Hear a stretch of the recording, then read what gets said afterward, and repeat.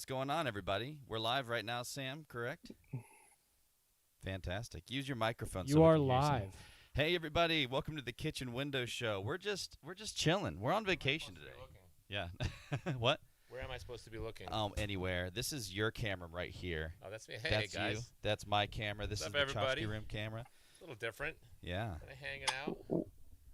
What's up, everybody? From the beach. I'm actually on a boat Beach vacation. somewhere between Bora Bora and Tasmania. That's why you see the rocking. Anybody have to drive? I mean, Yeah. We Leftover need it from for the the cruise? stream. Yeah. So unfortunately, we are an animal down and a Dano down, but we're doing it all ourselves. We're doing this let's see, Pub Time Franklin. yeah, it's a little bit different. Animals down in Florida, as you might remember, he's teaching orphelins how to bartend. Yeah. So it's Yeah. very, very good. He's a huge heart. So he's there. It's There's actually a big medical condition. bartending. Their final bartending performance is tonight. It's a huge happy hour for a nursing home. Final down there. bartending. So- Bartending recital. It's a bartending recital. Yeah, he said it's literally. He's like, "I'm sorry, guys, I can't make it. There's a recital from 7 to 9." Yeah. And it's I think is it daiquiris Yeah. and pina coladas. No. If it's a nursing home, it's like Rusty Nails, Oh, that's true. Manhattans, Manhattans. stuff like that. It's really Yeah. stuff that it's deadly stuff. Is it a nursing home or is it an orphanage? Pine Sol and tonic. Pine Sol. It's actually an orphan nursing home. A nursing home for orphans. I think pretty much everybody in a nursing home is an orphan at this point. At this point, yeah. I think it's a safe bet. That's a good point. It's like a combination Pizza Hut, Dunkin' Donuts, Yes. but it's like a combination nursing home orphanage. Orphanage. Although this morning, my daughter Phoebe told me that she had prayed and asked God that I lived till I was 149 years old. Oh my word! You're gonna outlast. Wow. me. Yeah, that's so- a ripe old age. Yeah. Just 100 a year, 101 to go.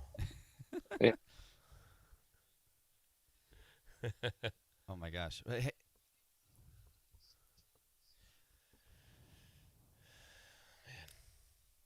As always, it's kind of crazy trying to do phoning in and all that. And Every time we do it, it's something new and it's a challenge to us. And we want to be able to make it so that there are times when we'll be traveling with the family, vacation. I mean, it's kind of a new phase, but we still want to be able to connect with you guys. And so every time something happens and something new, it's a new challenge, and we're figuring out, how do we get Dan to video in? And then we have Sam coming in to take over for Lex and then Dano, and so it's good, but I think it's stretching us, and it's a new format because we get to do more of a hang oh yeah. today than we do playing music, so it's a bit different. You guys can just throw questions at us and whatnot. Yeah, and then also. Oh no! I like your voice. Thank you very much. Yeah, I like your voice. You talk. You talk. No, well. Also, today's episode is sponsored by Pizzoco Pizza. We got to get the pizza boxes. I'll be right back. Yeah, Alex is going to get the pizza boxes. We got to do a nice little pizza spot here for Pizzoco Pizza. They've been so kind to us during our quarantine streams. We actually had so much pizza they provided for us, and anytime we asked the owners around that time in Pizzoco, they were so slammed they kept on running out of food, and then they would order more food for the next day, and then they just kept on because everybody just wanted their pizza out of all the pizza places. They're reviewed as one of the highest reviewed pizza places in America on Yelp. So, yeah, here are the pizza boxes right here. So, yeah, wherever they go. This is basically like... This is fun. I love it. It's like it's like a sleepover or something. Yeah, it's like Get the pizza boxes, get the pizza boys! boxes. We've got it. So, Sorry, yeah. Dan. And as the old saying goes, you can't spell pie without. Yeah, there we go. So, pizza, Yes. the Pizzoco. Thank you so much, Pizzoca. Yeah, this is what they call the Christmas Sicilian. It's amazing. It's like something that, Well, yeah, it's out of this world. So be thank you eating so that, much, so- everybody, well, Pizzoco. my Oh my gosh! And did that give you heartburn? Nice. Vacation. Eat whatever you want on vacation. There are no calories on vacation. get my vacation home with me. Yeah. So, Yeah. all right, guys. So let's just do a little kind of like outline for everyone watching of what we're thinking. We kind of like Ethan was like, we got to do this because I had this idea, kind of painting ourselves into a corner here. We're going to talk about an album, which, Which one album? of our Immigrant Roadshow. Yeah. And I think we were trying to do some research. Is it the 19th anniversary or 20th anniversary? Did you Uh, figure that one out? Because on Spotify, Pretty sure we released it in 2007. If there's anybody in the chat that wants to correct me, but I think we could have been. We're not that late onto the stream. As in, if anyone's been watching since then. since then, the whole No. time. We were late, but not 19 years late. But yeah, I mean, yeah, you might know, but we were talking about it. Wait a minute, I thought it was 2007. Ethan said, I think it's 2006. Yeah, because on Spotify, when you actually look at the discography on Spotify, it says 2006. So it would be 20 years if it were really 2006. Yeah. But I think it's 2007. and then when you click on the album, it says 2007, released January 1st. Interesting. So there's probably like a straddling thing happened. Well, we were definitely recording it heavily probably in 2006, so it's fair to say it's been 20 years. Yeah. So we basically have you guys. We let you know it was the 20th, maybe 20th anniversary of Immigrant Roadshow. I wasn't around then, so I You weren't have a lot born of yet? questions. We asked you weren't born yet. Yeah, I wasn't even born yet. No. And we Yeah, asked you a okay, bunch of so- questions as well. But Well, go first ahead, question is, Catherine said, have you learned a lot of new skills when trying this live stream? Have we learned a lot of new skills? I have to say, yes. I mean, we did have during COVID, the corner streams, we learned how to play to nobody. That was definitely a skill, and how to connect and feel connected to an empty room.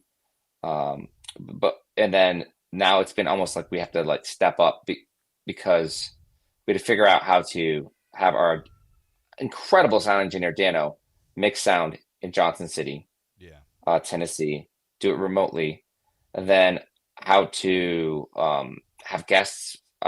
It's interesting tonight because I am the guest, so I get to experience the whole, sound checks, trying to figure things out. Why is there latency? There's a lot of things with the internet that these like audio bugs that make you want to rip your hair out. So we've learned how to rip our hair out. That's a new skill. It's Also, why have you gained 15 pounds? It's probably I would say it's the cupcakes, probably. Cupcakes, Or is that just the camera? I don't know. It's 10 pounds, guys. Really? Is it 10 pounds? Sorry, man. Yeah. Sorry. Marriage is 15 pounds. Immediately. and Yeah, also- immediately as soon as you get married. So here's another fun thing. Because we're kind of chilling, we're able to give the Facebook people a little bit of the VIP chat experience. So we're able to actually look at the Facebook chat right now, and we're actually looking at it, and we're saying, "Hey, Larissa Kilby, what's going on? Cool. Chris Woods, What's up, buddy? everybody." And Anna Hegemeyer's tuning in here. She has her dinner ready. Dinner ready. What are you having for dinner? That's the question. Pizza. Pizza. Yeah, Of course, everyone's eating pizza. It's a pizza Yeah. party. Yeah, so it's so we're able to do that, which is really exciting, really fun to be able to actually have that ability. But on top of that, so Immigrant Roadshow was recorded. Like, was it recorded all through? So I've got notes up here, and Oh, questions. okay. Why don't you pretend you're the host? I'm feeling like I am the host because you guys are the people who made it happen. You guys wrote the music. You guys did Wow. the arrangements of all the arrangements of all the traditional tunes, and you spearheaded this thing right out of Animal leaving. So a lot of these tunes, Yeah. a lot of these tunes were written with Animal, correct? True. Yeah, a lot of the arrangements. I mean, I think look, one thing that people need to know is Immigrant Roadshow was a very defining album for us. Yeah. Because as soon as we started playing in the pubs regularly, and we're talking a lot, we did about 180 shows a year for 5 years, and just going up and down the East Coast. And we'd always get asked, so why don't you guys write originals? And Alex was very adamant that we don't write any originals for a long time, but we just learn all the traditional pieces, kind of like an apprenticeship. And Immigrant Roadshow is the first album that had any original music on it. And so that's 2007, 2007 or 2006, depending on what we find out. It's very close to 2007. Yeah. We'd been a band for 3 years, and we probably would have done 150. Well, we've been probably there 4 years. If you can count 2003, Yeah, so it was like a half. Like we were part time 2003, but yeah. So, it'd been we probably did close to 400 shows, right? 400 shows. Each show was 3 hours. Yeah. So there's like 1,200 hours of playing that we had done when we went into studio for Immigrant Roadshow, and we had never done any originals. And so the first original was Highway 81. Oh yeah. Yeah. Was that the And, only original on the album? Was Highway 81, or were there? hello, Technocordian. Oh my gosh. yes, That is true. The smash hit How could you Technocordian, forget? genre bending. Yeah. And so I guess I was quicker to get out of the gate and write originals, but Alex has written the majority of the songs since then. I don't know why my like. I think you beat Eminem to white rap, making white rap great. I mean, that was before Eminem came into the picture. And he wasn't even playing an instrument, So- let alone an accordion, while he was doing it. He was. I swear I saw him at one of our pub shows, and I think that he ran with it. So I think he stole. But that's not provable. So I probably I'm not gonna get money out of that. But Well, I mean, here's the deal. So you all started this, and so I want to just go out of the gate. I want to let all the fans who are listening right here know, everybody who's listening live, all the people who are on Streetlight, the people who are on Facebook, people who are on YouTube, feel free to tip as always. We kind of work off tips. We work off subscriptions on here. It's nice to have that happening. Your tips actually start activating. I was trying to get a whole bunch of like crazy. So it's activating our brains. Yeah, it's activating our brains. I was trying to get a whole bunch of crazy videos of like all the times that Alex sent me a bunch of videos of Fido, which is super cool. I was not. It was just everything going on. But here's the deal. Your tips will activate. We have an unreleased version of the Motherland music video, which is a narrative story that stars Alex's nieces and nephews and sister, Stevie Reese. Mm-hmm. No, Stevie Reese is not our sister. No, Stevie Reese is not is not the Federica's sister, but he is in it, and he's supposed to be a Cossack. What is he supposed to be? He makes a cameo as a Nazi. As a Nazi. That's So sorry. What a great cameo for Stevie. I don't Wow, think sorry, he Stevie. necessarily agreed to it before that shoot started. We kind of threw him into that role, and he was game, but he was very very good sport. But I think exactly how we did was it may have been a bad move. Yeah. But we'll see. Yeah. for his career. Yeah, we were like, hey Stevie, do you want us? We're going to get some ice cream. You want an ice cream cone? He's like, yeah, I'd love one. Milkshake. Yeah, I'd love one.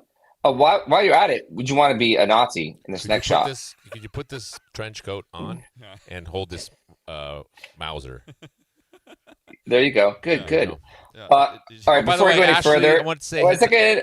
Hi, Phoebe. Oh my gosh. How you doing? What is that even supposed to be? Where have you been? I've been. It's one of the little orphans at Animals Training. Oh yes. Uh, That's amazing. That's for Phoebe. So I have a picture that my daughter Willow drew for me playing bass on the stream. It's pretty adorable. It's pretty cute. aw. It's amazing. It's me saying hi, and then I have a little seal that is Elisha's, and he gave it to me to show off here. And then also, funnily enough, our good friends are staying over at the Randalls, and their oldest son came up to me and she goes, "Hey, here, this is for the stream." And it's a little rooster. So The way you said it, hey here, it sounds like he's 19. Golder does act like he's 19. Okay. So if you're watching this, Golder, I gotta give a shout out to Lessig. He said it's a shake. He's got a shaker at home. So Tatsu's got the orange shaker and he's got the apple shaker. All right, so you can shake with me. And also, he should be wearing his matching shirt. We ride at dawn. Our lawnmower shirts when we ride our riding mower together. So, anyways, our kids are at home. We love you guys. Hey everybody, and our wives are too. We love you guys. So Yeah, and my kids are downstairs. Nice. Hi, hey everybody. That's nice. So, Okay, so let's launch. Aylin. Aylin's got a question here, guys. Alan, what's your All question? right, so let's just get into it here. Oh, wait, Who also, designed actually, the her son, Oh, Raylan. Raylan. What's up, Raylan? What's going Raylan on? says hi to us, Ashley's son Raylan. How you doing, Raylan? Glad you're tuning in. I don't know why my live chat keeps on All right, so freezing. Alan, so All right, so Dan, who's that designed the album artwork, and what was it like the first time you were in the studio recording? All right, so album name, Immigrant Roadshow. At the time, it was Alex and I founded the band, and then our buddy Joe Crosby joined in, and then Animal left the band, and Mike O'Nalla became the drummer. What we had in common is all four of us, our parents were immigrants. And so we knew that we were going to have an album called Immigrant Roadshow. It was just, I think Alex got the idea, and we're like, oh man, that is so perfect. It's so who we are. And I think that's why we actually very much, if you listen to Aiden's Orbit was very much the pub tune. So who we were as a pub band. But Immigrant Roadshow was the first album that really leaned into our roots. And today, Alex, he sent us the link to the Amazon review of Immigrant Roadshow, which was to me super fun to read. I mean, it's almost 20 years ago, and it brought back such a flood of memories. But it really walks you through that whole album is just like a roller coaster ride. You're like, what is going on here, left and right, and it's super upbeat and super and like vibrant and energetic. But it really tapped into the fact that it was truly an Immigrant Roadshow, the album. And so when Alex put the name out, we were like, okay, dude. And Alex said, I'm going to design artwork. And Alex, where did that come from, that idea? So, yeah, I designed the art. And, I mean, it's hard you're just kind of throwing things against the wall and seeing what works and sticks. And then I gone through a bunch of different album covers. And then that one, I don't know, like the idea of the road show, the idea that we were just so young and hungry. But like Dan said, we had been doing so many shows. We were playing 3 hours of music a night, but like, it ends up being 4 or 5 hours you're there at the venues and you're just grinding, and then you go to the next show the next day, and you do so many shows in a year. We always brought our own sound system and our lights, and we went over the top on everything we did in our production because we just wanted to deliver a show every time we played. Every pub we walked into, any kind of venue, we just wanted to blow people away and just, jump on tables, jump on bars, run up and down. And it was this idea of a road show that we said, now we're just excited to finally be leaving DC, leaving where we had just trained. And that was the year we got picked up by the Irish festivals. And there was this huge infusion of like excitement and possibility, and going to play these massive Irish festivals. We got discovered at a showcase, and we kind of stormed it, and wearing all we look 70s ruffled tuxedo shirts and strange kind of like top hat, wig, whatever it was. We walked around the tables, and we were giving out press kits, pretending we were selling Amway, and we were just taking everything as hard as we could take it. And so the roadshow idea was the sense that we're just stopping in your town, and we want to turn it upside down. And so we combined those together. And so when I did the stars, the guys were like, that's it. I like it. It's just kind of explosive. It's bold. It's right in your face. It's kind of rock and roll. I mean, we were a folk band, but we were hitting everything with a rock and roll spirit. And then I think this is the point. Go ahead. Yeah, and then of course the road show was the lines, everything, incorporating the idea of just, driving and traveling all throughout the artwork. And I think this is the point where, everything seemed to be happening right at once. We'd be doing, playing at Fado Irish Pub every Thursday, and people are one of our best buddies, Matthew Jalise. He programmed our a feature for our website, which you could go and scroll over. I would upload after every show. I would go home and stay up till 4 a.m. uploading photos with captions of the night, telling the story of the night. And it was Facebook before Facebook. And so this is like 2006, and we'd be getting like something like 300,000 views a week on our website, and people are tuning in from all over the world. We're like, what is going on? Because it was really everyone wants to see themselves on the photos, and then Milwaukee Irish Fest happened to be there in the pub seeing us. So they booked us just by seeing us in the pub, and Summerfest in Milwaukee, two huge festivals, just because we were a little tiny pub band. And all these series of dominoes started to happen. We got booked to play at the National Ireland Fund Gala, where the speaker was Joe Biden and the president of Ireland, and it was like this huge black tie affair. And then they brought us in, which is maybe a bad idea. And then we noticed that the sound system was really, really huge. But we just said, listen, how much did you pay for this sound system? And they were like, well, it cost us like $10,000 or $15,000 to rent it. And then all of a sudden, Alex and Joey were like, oh, we know a company that would do it for way less than that.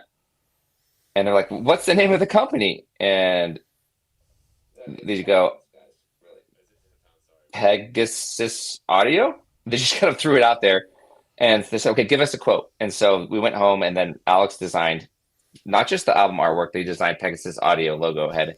And so we gave the National Ireland Fund Gala a quote to do the next year's gala sound system for like $10,000 or something. And whatever, I don't even know what the number was. And they accepted it. And then we had no gear. We had zero gear. We had nothing. And so when they said, okay, the Pegasus Audio gets the contract, we were like, okay, we have to go out and buy the sound system. And so we ran out and got the sound system. They were like the most massive, like, double subwoofers, huge speakers, lights, everything, because we had to deliver. But then that's what we used to roll into tiny little Irish pubs. People were like, you think you're U2 or something? we were roll in with this massive sound system for all of our shows. And so I think from the top, the experience was just kind of over the top and energetic. And then, I think we should start listening to the album. But for us, it was like, absolutely. This was the pressure cooker that created Immigrant Roadshow. It was just like, the word was getting out. The show was huge. I mean every week at Fido, just, there'd be a line out down the block. There'd probably be about between 20 and 70 people in line at all times. And we'd have about 300 to 500 people cramming into this little pub every Thursday night in DC. It was the place to be. Yeah. And that's amazing. And so it was loud in there. It was an absolute, people were like just hoisting glasses.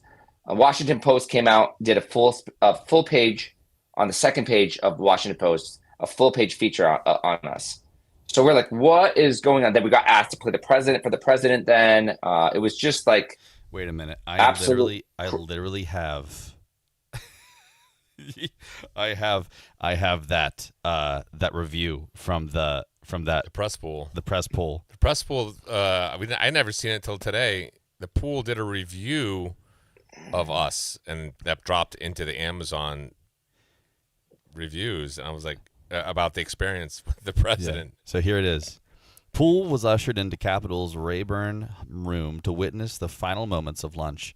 After speeches had already been made, as we entered Speaker Pelosi, dressed in a hospital green pantsuit, what a wonderful description, for St. Patrick's Day, introduced the Irish-American band that she said would offer up Celtic music, pronounced by her as in Bostic Celtic.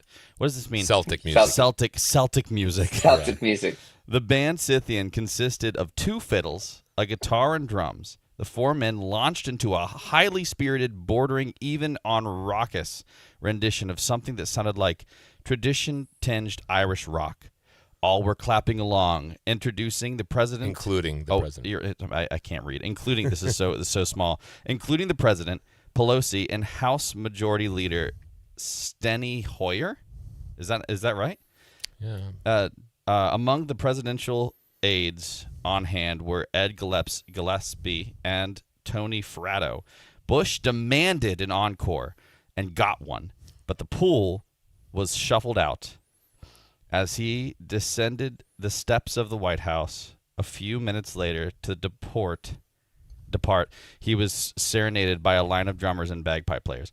Anyway, so I mean, that's Yeah, we got a chance to meet President Bush, talk to him, and he was very, very friendly, and it was this roller coaster ride of all of a sudden just kind of just being discovered and everything, this energy fanning out, and it was just this album dropped right there at that moment when we went from just being this pub band to being discovered by the Post, by being discovered by the Irish Festival promoters, and it was all this kind of like manic possibility that all of a sudden was hitting the band pretty much right when this album, I don't know, we were finishing it up probably, or right around when it was released. Yeah, and it's the only album, by the way, that has ever won any accolades as far as like album of the year. Homegrown Music Network, which is an independent music network, picked it up, and it was the album of the year that year. And so it got a ton of publicity, and it got airplay. And I think that was the first year we played the Swanee Spring Fest down in Florida. We were also at Music Fest. So we were also breaking out of the Irish circuit as well. So it was a perfect time to have an album which was so ethnically diverse. And the way we wrote the album was we wrote it like a set list. It was a screenshot of the band, and I'm kind of glad we did it that way. We wrote it as though it was the show, the Immigrant Roadshow, that when you got the album, you got the show. You literally got a show. So the way it begins, we can start listening to it. The way it begins is the way we would begin so many of our sets. Yeah. You slowly lead in. We knew coming into a pub, you can easily get relegated to background music. So we wanted to start with something that was sort of arresting, that would grab people's attention, that was very different from just, music. Oh, it's just music, another band with drums and bass and singing, and everything. You quickly can just get subsumed into background music. But when we came in, we would just start with just raw something, and I think We got our first donation, everybody. Oh, awesome, Carolyn Wallace. Oh, Keelan, man. thank you so much. Thank you. We are 25. Yes, that diaper our looks diaper is awful. Filthy, but it's just a little less filthy. Yeah. So thank you, Carolyn. We appreciate that. Hey, and Carolyn, and for that, we're going to start listening to this album. Now, here are the rules. So, Dan, Alex, you guys can, like, if you're listening to it and if something catches you, you can just say pause. Hey, pause it real quick. And then you can talk about that section. Like, oh, just hear it. If you just heard that, like any of this nature. Like, I have notes for every single song. So, the first song on this album is Immigrant Stomp. So, this song sounds like it's live at the beginning. Is kind of what you're just saying. It sounds like a set list. Like you're right in the middle of a show, correct? So you're all about to hear that. The question is, let's just listen to it. And then we can talk about it afterwards. But as I said, if there's something that catches you and you're just like, oh, pause, I got to talk about this real quick. Just let me know. And then I'll pause it, and then we can go there. Also, people in the chat, keep on tipping. We want to get this filthy diaper off of our screens and yours. That's awesome. We can keep on going. So here we go. Without further ado. Before I even keep on going, let us know. We're doing this like the sound on the fly and everything, so let us know if this is too loud, if we're too quiet. I already adjusted our mics for some of the people on Facebook who said we were too quiet and Dan was just right. So we should just be good. Right. Dan, you're just right. Oh, so man. Anyway, all right, so here we go. Without further ado, we're going to be listening to Scythian's third studio album, Immigrant Roadshow.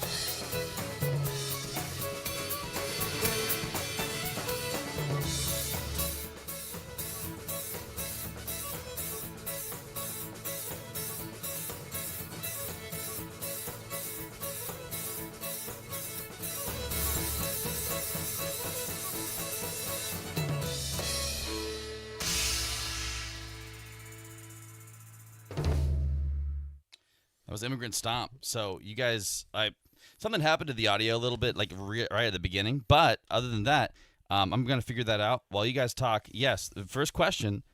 Live audience at the beginning. Did you record an audience at the beginning? Like, did you record an audience for one of your shows, or did you recreate that in the studio? What did you guys do? We did it in the studio. Since it was a studio album, but I think we kind of wanted to. It was the live show was so important to us. We wanted to draw people in to the show and experience as though it were that.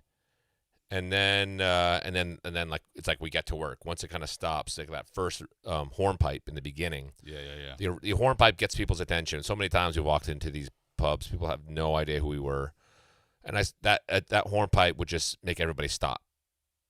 And I loved the power of a hornpipe to do that, and it was just raw, and just hornpipe and just us stomping our feet on the wood of the stage. The tiny Band-Aid side stage that we would be stuck into in a corner. But it would get immediately people would be like, well, what is this? And then and then we get going, and so but I to me, I was smiling a lot because it's fun to look back and already be like, oh, we already had our signature sound. And interestingly enough, I think the signature sound came from the fact that we did not grow up surrounded by the jigs and the reels, the Celtic music, but we came in it from the outside. And I distinctly remember Tony Byrne. He was the most incredible guitar player. I think he was playing with something like a legendary act like Lunasa or something. First time I met him at Milwaukee Irish Fest, our first year. And I remember him coming up to me and going, I don't know what you're doing on the guitar. It's completely does not make sense at all, but somehow it works. And I had so many people from Ireland that say, listen, I hear this stuff all the time. And I'm as soon as I hear fiddle music, it's just everywhere in Ireland. I just tend to want to just shut my brain down. But for some reason, when you guys play, I want to listen because it's so fresh and it's so different. And for us, we're just trying to do homage to the Irish tradition, but we don't realize the fact that we didn't get completely raised in it. It gave us a unique perspective. And it's funny, listening to this one, I can already see it. It was already there in 2007. Personally, for me, I love space. I love to dance. We grew up dancing all the time in Ukrainian cultures, and there was a dance every weekend. My dad worked at a college, and there was a dance, and my parents would let me go, and we'd learn how to dance there. I have 7 sisters. I had to dance all the time with them. So I loved rhythm, but I also loved space. And so my style there was already there. A lot of space in my guitar playing, in my rhythm guitar playing, and also the washboard. The fact that we had a Zydeco instrument starting off paired to an Irish fiddle. That to me was very unique at the time, and it was definitely a measure of spectacle. I mean, you walk into a pub, we knew what we had to do. All of a sudden, hey, Simply Slavic volunteer guy, what's on break? Just donated 25. Thanks so much, my Slavic brother. On. That's awesome. We're right by Diaper. We're out of the nasty journey. Okay. Ew. Thank you so much. By the way, we know who you are. Don't try to think we don't know who you are. But in any case, it was the idea of spectacle. The idea that it's not gimmick, but it's like you got to shake people a little bit out of the lane they're in. And so if the song started out with just a fiddle playing, and all of a sudden a guy in a washboard standing, on his drum kit, like what is that? Yeah. That was just sort of like we're breaking ice left and right. Like, okay, guys, pay attention. But then, like Dan said, I would resonate with the exact same thought was going through. I have not listened to this album in probably I don't know how many years. This is fun to do it again, but I see the way that we craft and sort of set up these tunes. The way the arrangements go is already baked into this track. If you want to know everything about Scythian and the way that we put together the Irish reels or jigs is right here in this tune. Yeah. And some people were commenting on like, oh, I love what the drums do in here in this part. Like you'll never, for us having the drums, it's you have to be delicate with drums in traditional tunes. Otherwise, it just turns into Irish rock. Irish rock is just the same rock and roll beat. Yeah, it's still like dun da ta dun Right, da, and dun, it's da, like ta. jump, bump, bump, and it's just like bump bump bump bump or train beat. Like every time the tune would go from an A to B, the next B would be something different. Would be you're doing a military beat on the drum, or you're doing kind of a shuffle, or you're going to bongos, or you're going to djembe. Every time it comes around, something different is happening every time because there's a danger of making it repetitive. And so the drums, I think the way that we were very conscientious about setting up, you'll hear in this tune, something is different in every time the tune rolls through. Yeah, and so that's what struck out to me. Was it's fun. Very early on, before we even did an album, it was the first. It was not even an official. It was called Fernwood Festival. It was like in the Poconos. It was like a winter festival. It was indoors. Maybe 500-600 people there, and the band we played with was just kind of like out of New York City. They were in their mid-60s. Some of them were in their 70s. The drummer said his first professional gig was drumming for Paul McCartney for 1 million people in Hyde Park for Wings. He was 19 and he played with Paul McCartney for Wings. And so, we were backstage getting ready, and I said, listen, could you give a piece of advice to young musicians? And the piece that I remember was, one, if your voice is going out, which always does when you're touring, take a 15-minute nap, and you'll be surprised. Your voice will come back, more likely than not. It'll be way better after a 15-minute nap. So that always stuck with me. But the second one said, listen, don't be perfectionistic when it comes to recordings. If you think this is the best that you will ever do, take 20 years. But if you think that you have something more in you, just put it down and consider a diary and know that you're going to make something better. And it's kind of funny listening to this album. I'm like you, Alex. I haven't listened to this album, I don't know, maybe a decade. It's actually a diary. So it's kind of fun to remember that advice. And we were very cognizant of it too. Like, there's always a temptation to be perfectionistic.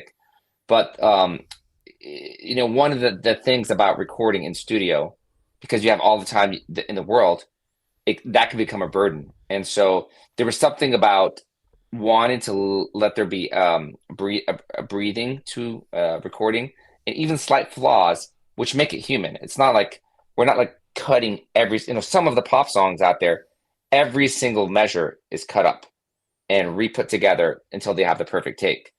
So there was a lot of debate. We recorded it in our drummer's basement in DC. We created a studio down there. Is that the whole album is created in that basement studio? Yeah, the whole entire album.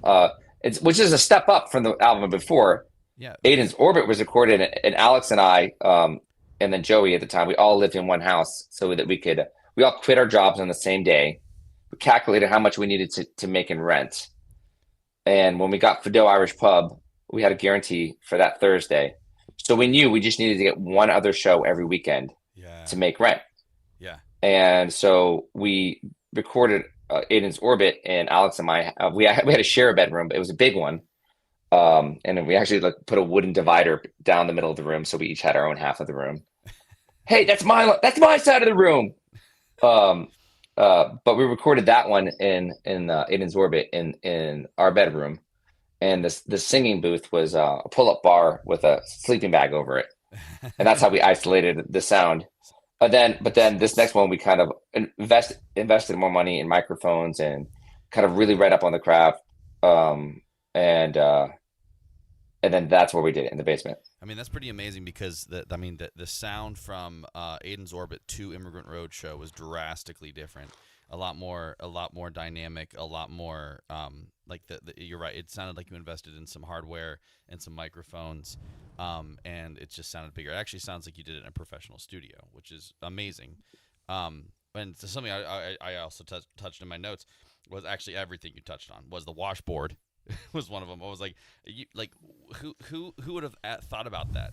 And I think the biggest thing, like when I joined the band, is like kind of like I didn't have any amount of understanding of the Americana, bluegrass, and even Irish traditions.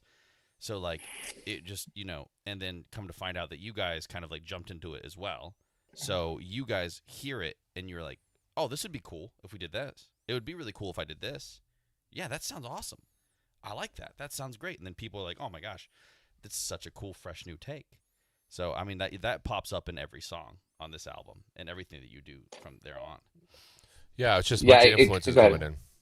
And, I think I came out of Ireland with a bunch of tunes after 4 months there. And then you present them and say, what can we do with these, Fun fact about that that just popped into my head as we were listening was that second tune, which is really that sort of minor, kind of mysterious, brooding, haunting melody to it. Yeah. I remember driving through. I've been driving in a car.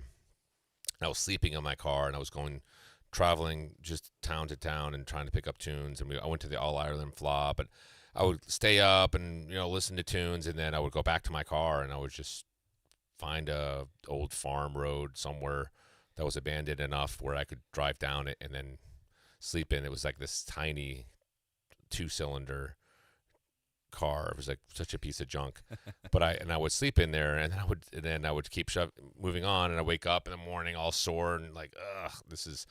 And I remember listening to the RTE. It was like a radio station, and I'm just kind of like, I remember I was listening to this radio, and this tune popped onto the radio. I just was mesmerized, and I just kind of panicked because I did like, well, I grabbed my mini disc recorder and I just clicked it and caught like the last tune of it as I was like fumbling through. I got to record this, and I caught it, and that sort of was a freeze frame sort of that moment and sort of that one road trip I took out there. That was. That's so cool. And here we are talking about it so many years later. It was just this randomly stumbling upon a radio tune that I still to this day have hardly heard ever. I don't think I've ever heard anybody play all these years at Irish festivals, or I've never heard it in an Irish session either, at all these sessions that go on after the so it was a very unique tune, and that's the second tune there.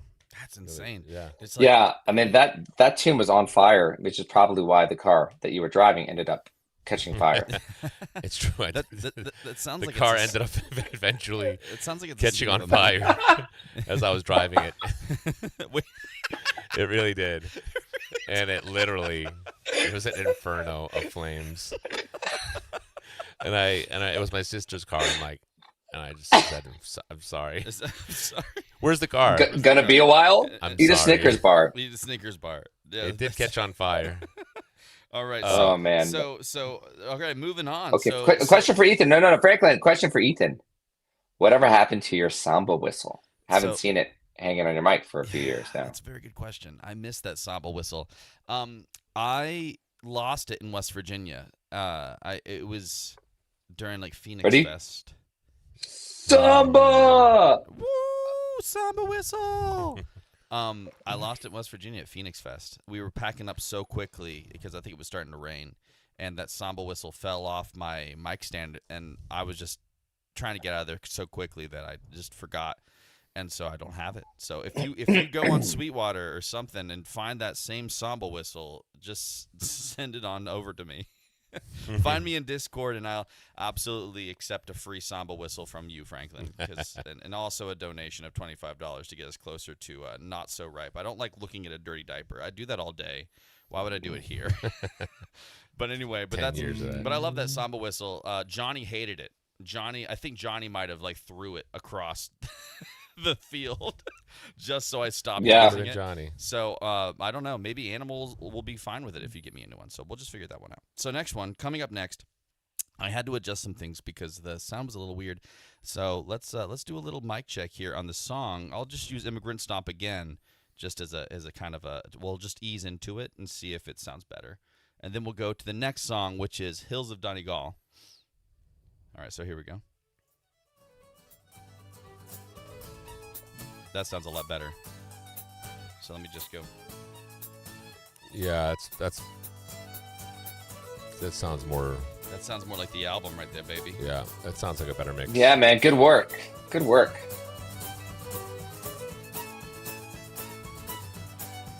Yeah, there we go. Cool. Does that sound good for everybody on the stream? Sounds great for me. Yeah, if Fantastic. it sounds good in the chat, let us know. Oh yeah, it doesn't sound All like right, certain look. instruments are like. Oh yeah. Also. Yeah, that's the key. Yeah, but the That's the Doombeck key. was interesting here. Yes. So, So that was actually something I wanted to touch on because obviously, like Mike O'Nala joined. He was a jazz drummer, but a lot of the influence that you guys had originally, like Animal was such a hand percussion guy. He loved the djembe and the Doombeck and all of that, and he added so much of that to all of your songs. So did that translate into this album where you're like, hey, Mike, Animal always did this? Like, can we add more hand percussion? We really like hand percussion. Can you? Because I know that was something that you guys like stressed so much to every Absolutely, yes. That was like one of the conditions. We're like, Mike. I mean, he's stepping into Animal shoes. This is the continuity, but Mike did bring in the Doombeck because that's from his sort of tradition. He was Jordanian, and so that was a neat touch. I mean, because Animal was doing the djembe and the bongos, among other, shakers, all that stuff. But he brought the Doombeck in, which was a neat kind of it really suited this tune here. So that was cool. Hey, Kitsy. What's going on, Kitsy? Welcome. And everybody else. Kitsy. I know Dano. Good to see you last weekend. Dano is actually in the Facebook chat right now. What's going on, Oh man? my gosh, Dano, I what I up, see that man? happening. You can yell at What's us up, Dano? about the sound. So Dano, you can send us a virtual Dr. Pepper No, through virtual Dr. Facebook. Pepper, yeah. Yeah. What's up, Dano? All right, so the next song on the All right, track, so the next in the set list, so we're talking about a set list. Yes. So Immigrant Stomp sets the tone of the whole live show, and the next is the first cover, which is Hills of Donegal. So let's take it away. If, as I said,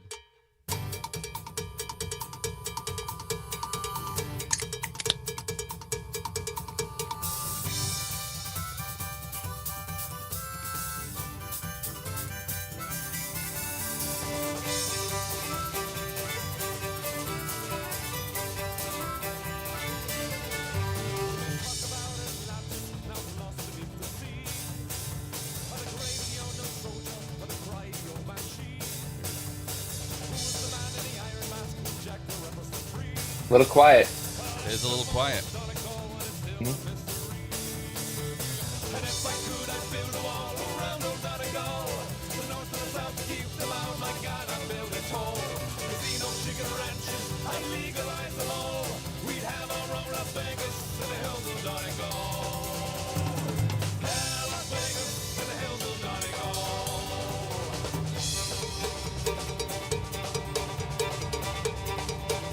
What's up, Dan and Linda? Thank you, guys. Dan and Linda, thank you so much. Love it. So fun thing about what's going on right now in the sound, if you're wondering, I'm pretty sure we're only getting the left of the mix and not the right of the mix. So we'll have to figure that out. So let's, after this song, tell us a bit about these lyrics. Therese, goodness.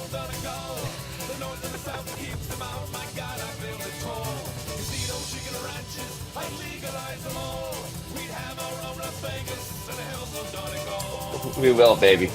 Res will tell him.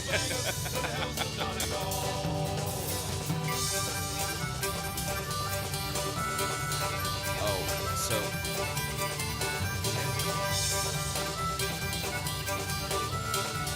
so Listening to the bell work yeah. on this cymbal.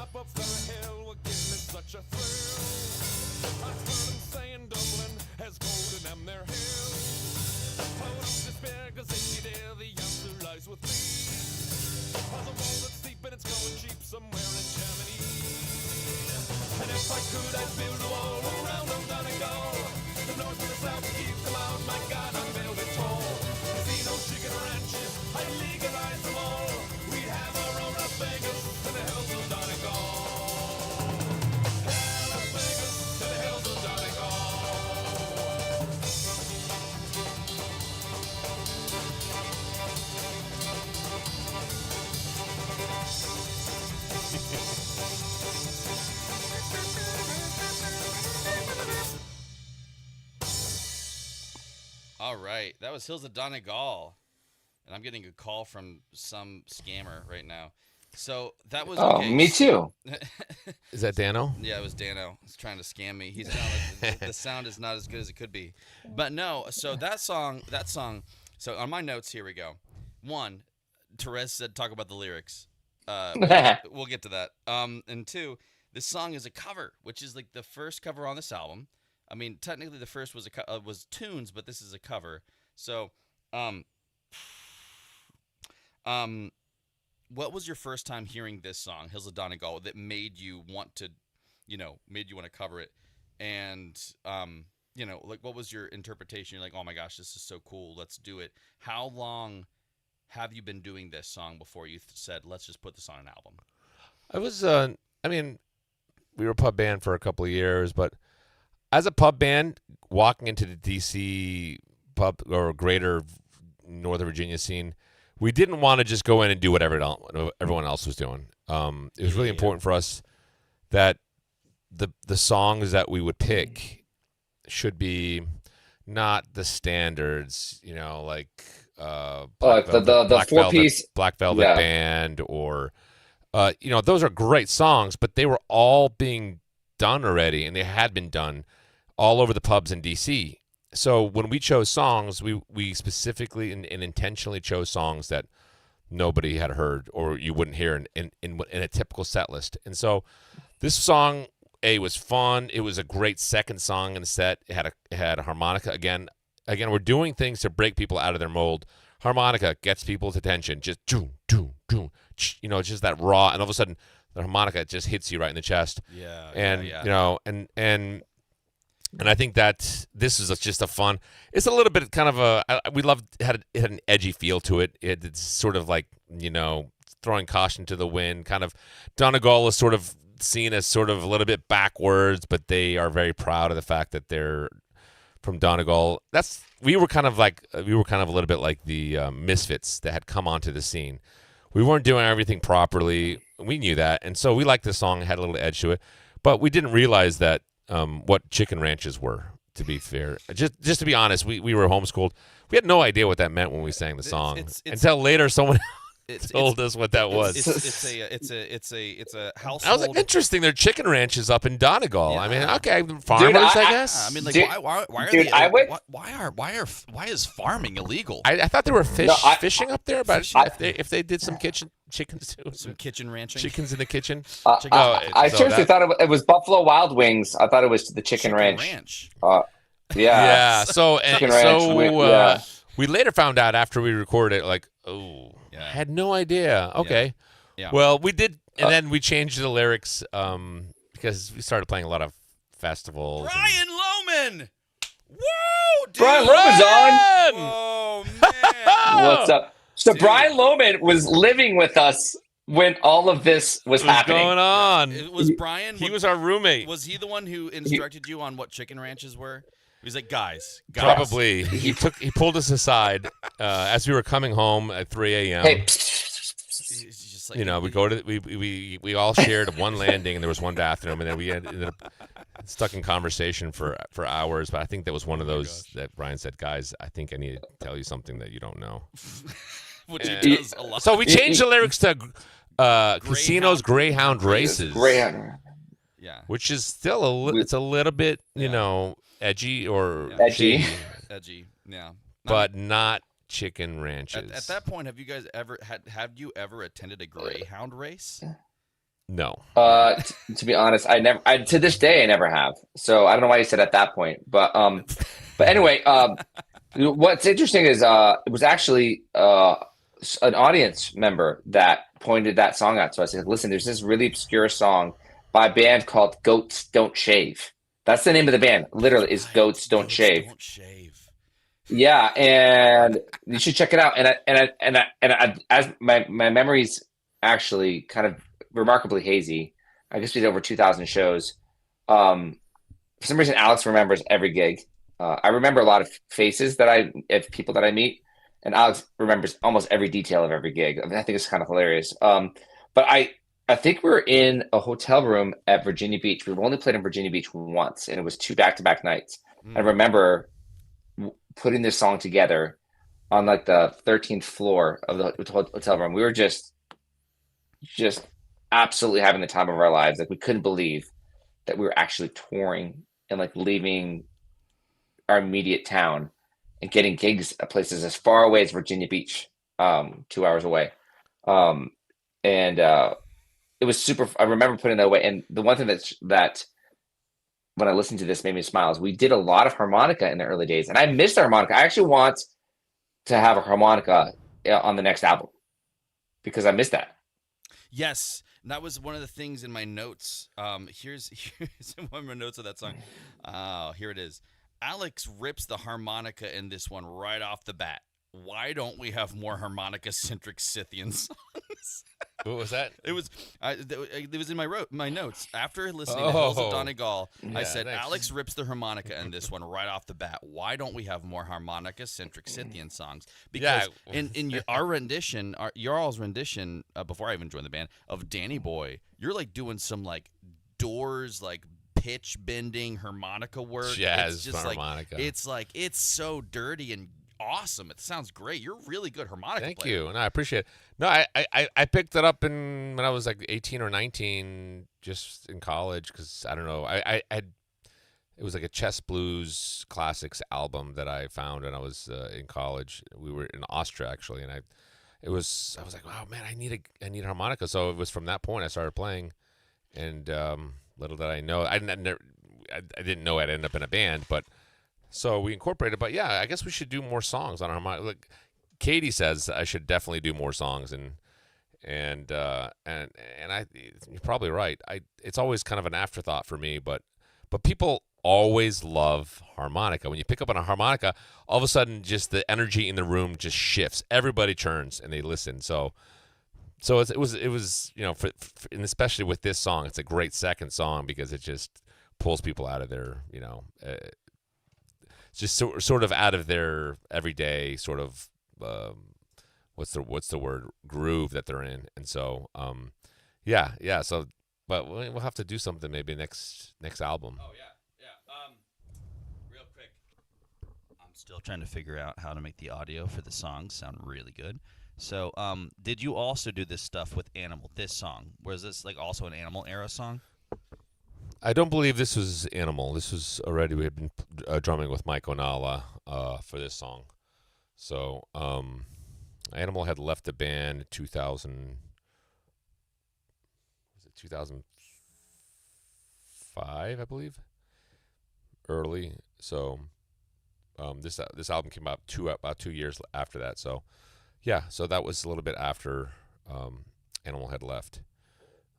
But yeah, it's a fun one. Of course, there's a crazy allusion to Donald Trump in that song, and the song was written in the '80s. And then Mike Tyson, Leslie Nielsen.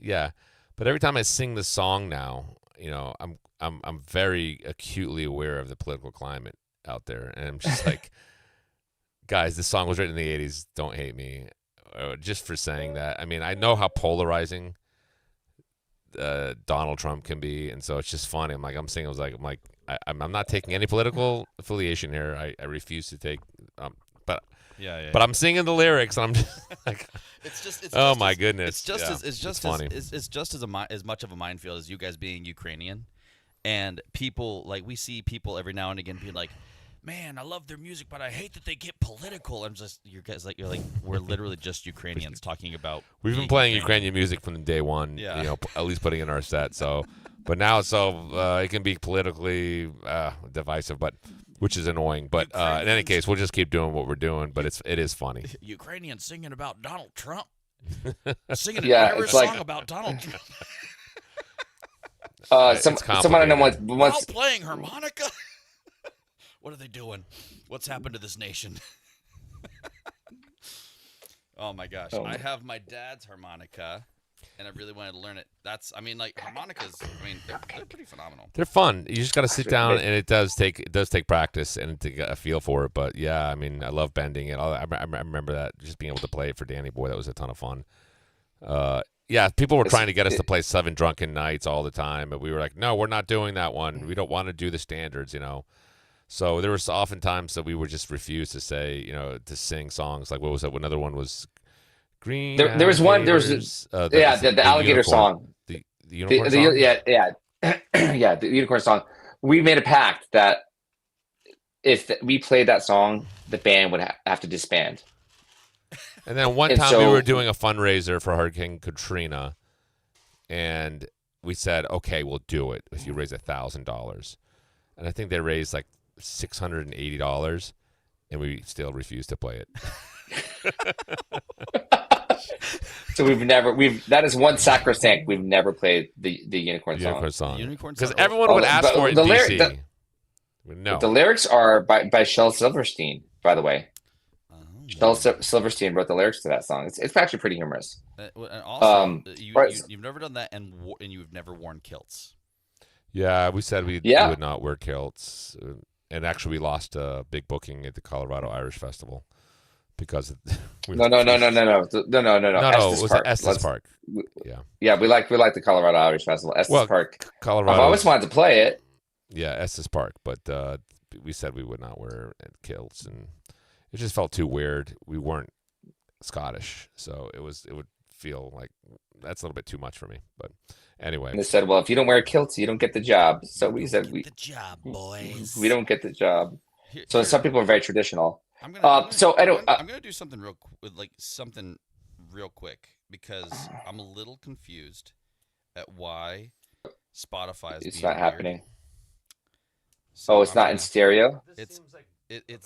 So I'm doing a different one now. So I'm gonna go straight from my laptop into this little doohickey right here. We're working on it, but Anyway. we're tuning into the chat here. Yeah, I'm going to Facebook right now to say hey over there. Anna Hagemeyer, what's up?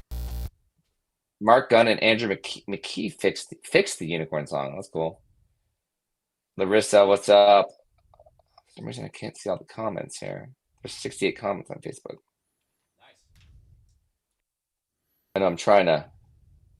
By the way, if you're watching on Facebook or YouTube, you definitely share this stream with other people. And again, we're yapping for tips. Oh, thank you so much. Oh, guys, sorry, excuse me. Oh, while you're working, don't mind me. I'm just gonna eat this amazing cupcake made by my wife. Beautiful wife, Therese.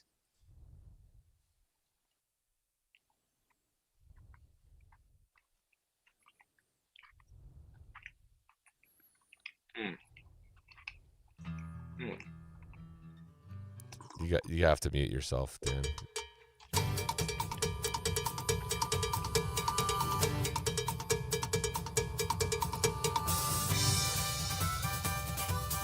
Sounds pretty good.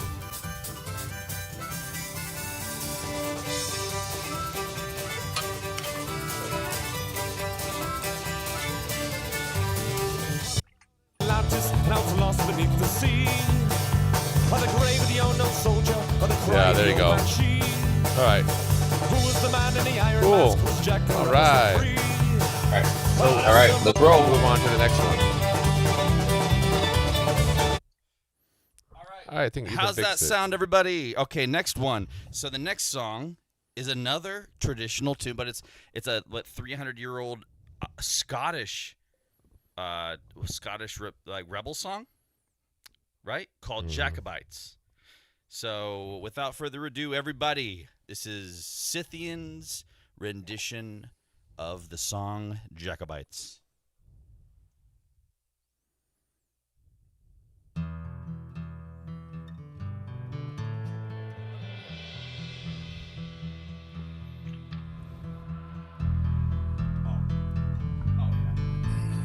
This is it. Much better. Much better. Ye Jacobites by name, lend an ear, lend an ear.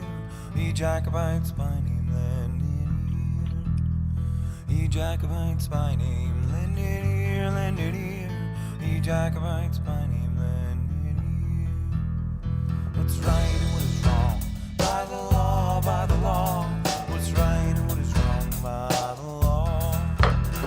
What's right and what is wrong? By the law, by the law. What's right and what is wrong? By the law. What makes heroic strife? Fame to far, fame to far.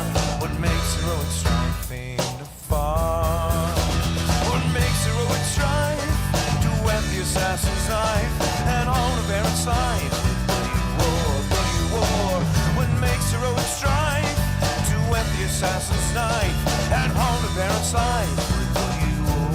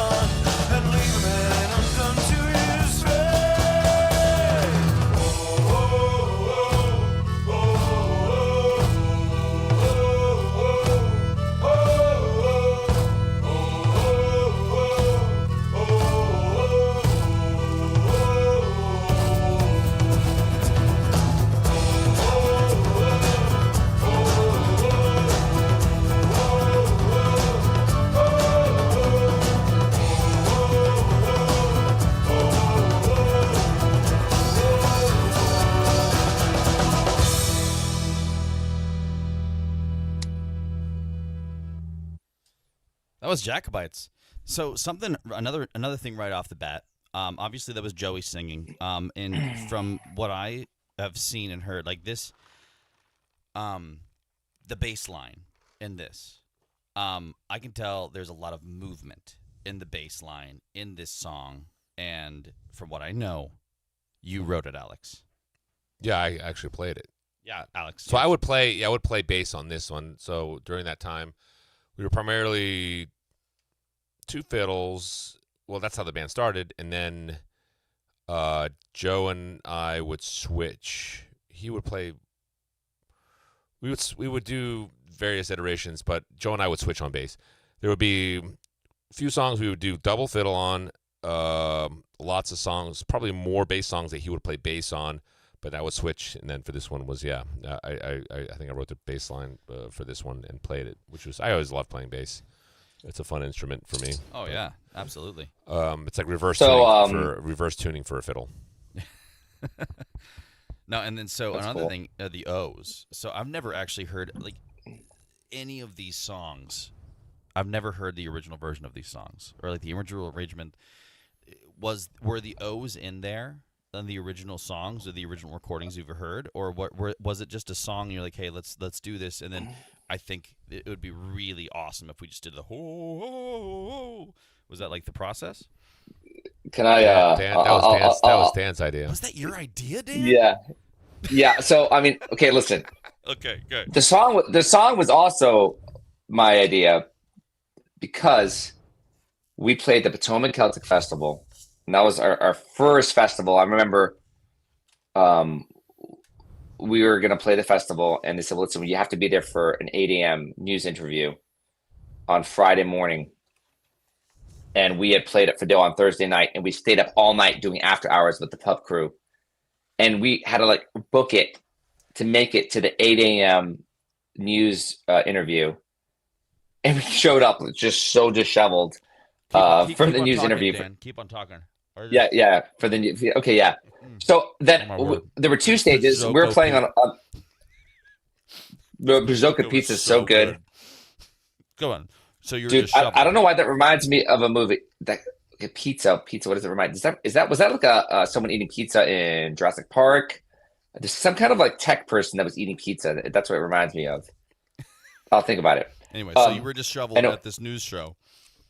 Dotson. Anyway, we played at the festival. Dotson, you got Dotson here. Don't get cheap on me. So I got to give a shout out to Beth Patterson. She's a DC musician and she plays the bouzouki. She was playing by herself, total BA on the bouzouki, and she sang that song. And I got, woo! Whoa, we're off to the races. Oh man, 200. That's it, baby. Woo! Oh, we're doing it, man. We're doing it. So thank you, my friend. Beth Patterson inspired me because I had goosebumps that just like because that song just really moved me. So we have to do this song. But when I was 17, I went to Ukraine for the first time, and my parents just dropped me off in a tiny village, and they said we'll be back in 6 weeks.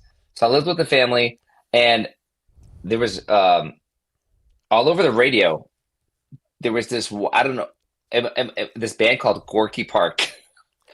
And they were playing at stadiums like in Moscow and everything. And there was this live Gorky Park in Moscow that was all over the radio. And all summer long in Ukraine, I'm hearing this song. And during their live rendition, they actually did that part. Oh, it was like something like that. I can't exactly remember. It was the same, but it was the same communist spirit. Yeah, the same revolutionary, the same old mass sickle, you know. Oh my gosh!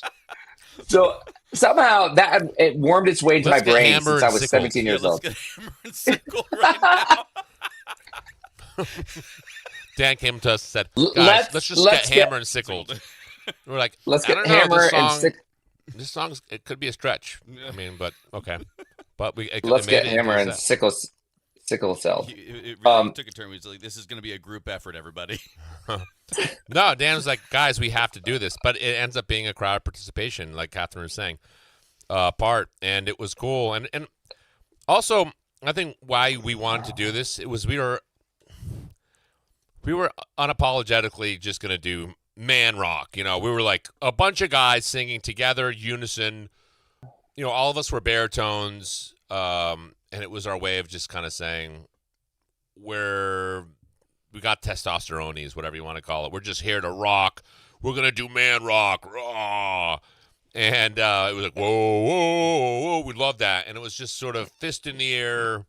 You know, we're coming in unapologetically, and it just was sort of where we were at that stage. We like came in, but I'm definitely laughing because there's zero harmonies, almost no harmonies, but all gang vocals.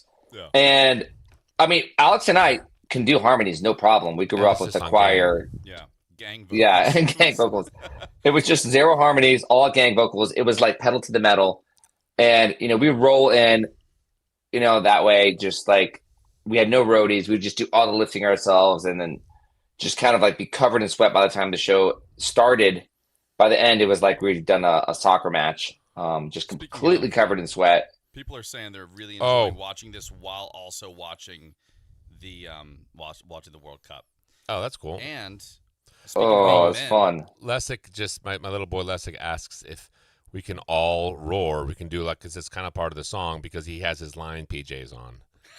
So can we all do our line? Okay, ready? Roar? Let's count it down. Dan, you should count it down. Wait, am I on delay? I don't know how delayed you are. So 1, 2. I don't know if that makes any sense. All right, let me snap, and then you can snap along with me. We're close. That's actually pretty great. Right, ready to go, Lastic. Here we go. All right. But you have to roar with us, Lastic. Go, okay. All right. 1, Okay, ready? 2, 2, 3. 3.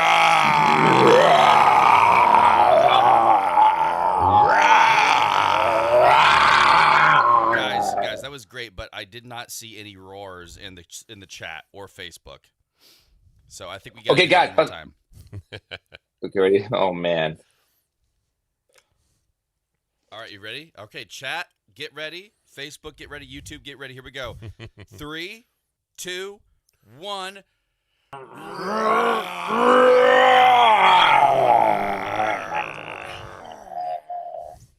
Thanks. There you go, Lastic. That was amazing. Thank you. I love you, son. Oh my gosh. You know what, guys? We should sell canned Roar. testosteronies. I love that. By the way, the word roar is one of the hardest words to say. Think of the word roar and how it's spelled and say it. Just think of it. Roar, roar, roar. Roar. Nice. It's kind of like Everybody's jumping in. Yeah. That's it. Oh, how about this? Say, Nico's loving it. Nico's loving the baby. roars. He's thrilled. I love it. I don't understand. So why are you all try to say. Why are you all saying Franklin. Why are you all talking? Why are you saying the food is Such raw? a rebel. Like Gordon Ramsay. It's roar. It's roar. It's roar. So roar is a hard word to say, but also say this following sentence. I'll have an Arnold Palmer. Say it fast, like you're in a restaurant. I'll have an Arnold Palmer. It's impossible to type it, actually. Yeah. I'll More have. than I'll have an Arnold Palmer. I'll have an Arnold Palmer. I'll have an. It's hard to. I'll have an Arnold Palmer. You sound drunk when you. Ironically, it's a non-alcoholic drink, but makes you sound drunk. Yeah. It makes I'll you have sound an Arnold hammered and Palmer. sizzled. Yes, Lassico, good job. He roared back. Wait, awesome. Yes. Does Katy Perry have a song called Roar? Yeah. I believe Oh. that she does. Sorry, Pack of Marlboros. didn't do my field research. All right, guys, remember we are at $200 there. We are working our way to Chrome Diaper. Appreciate everybody who's donated so far. We are working for tips here tonight. I'm on vacation at the beach. Having a great time, by the way. Thanks for all these awesome questions. This is like dusting off. I'm texting my Little wife diary. right now because I know she is at home right now watching the stream with a whole bunch of her friends, and I do not see her in the chat one bit. Oh, Yeah, she's Thank probably- you, Christina. Thank you so much. Yes, We appreciate okay. that. We're on our way. We're The on our Bengals try to way. use it for their entrance music. Okay, the Bengals. Wait, is that the Bengals? Like, what's the Bengals song? Walk Clo- like an close your- Egyptian. Or close your eyes, give me your hands, darling. Can you feel my heart beating? Is that Bengals? Do you understand? I don't know. Actually, this actually segues into a question I had for the live chat. Yes. Go for it. Immigrant Roadshow is old enough now at 19 years old for it to be some people's very first album. I literally have people say Immigrant Roadshow was the first album I ever bought, which was very strange to me because all of us know what our first album was that we ever bought. Do you remember, Ethan? The first album that I ever It's your own money that you bought as a big boy. was the Hercules soundtrack. I literally saved up my money for the Hercules soundtrack. So that was It's so cute. my first ever album that was like, I don't know, that I actually tried to save money for. Which is really funny. I mean, it was pretty cool. It's like listening to it. It was so funny because listen. Okay. Full circle. It was one of my wife's favorite soundtracks because it was like all gospel music. And so because like she loved the gospel music, I loved the gospel music in it, and it like gave me this like, I don't know. So that's why you got married. And that's why we got married, was because we liked the Amazing, Hercules guys. soundtrack. Disney Music finally brings that's people together. That's the only Disney And- music anyone and- Disney needs. And she thought you looked like Hercules. Maybe. No, not really. But Okay. My first album. I don't know why I'm even saying this on air, but do you remember BMG Music? For one, you pay 1 penny and you get like 10 albums for free or something like that. I can't remember what it was, but I got Ace of Base, The Sign. That was my first album. Oh, that's a great album. That was my first one. A lot of hits on that one. That's They had like 5 hits or Yeah. 4 hits, some crazy amount on that album. Yeah. What about you, Alex? What was your first album that you ever bought with your own money? I do not remember. I don't remember, honestly. Also, I remember everything in that that haul I got from BMG Music. I got the Phantom of the Opera, Okay. ABBA Gold. You know, I was 15 years old, as every typical 15-year-old would get. I don't know where I got Streisand's best of. Oh my god! I'm worried. Oh, I got the Rocky IV soundtrack. The Rocky. Okay. There's a little bit of testosterones there.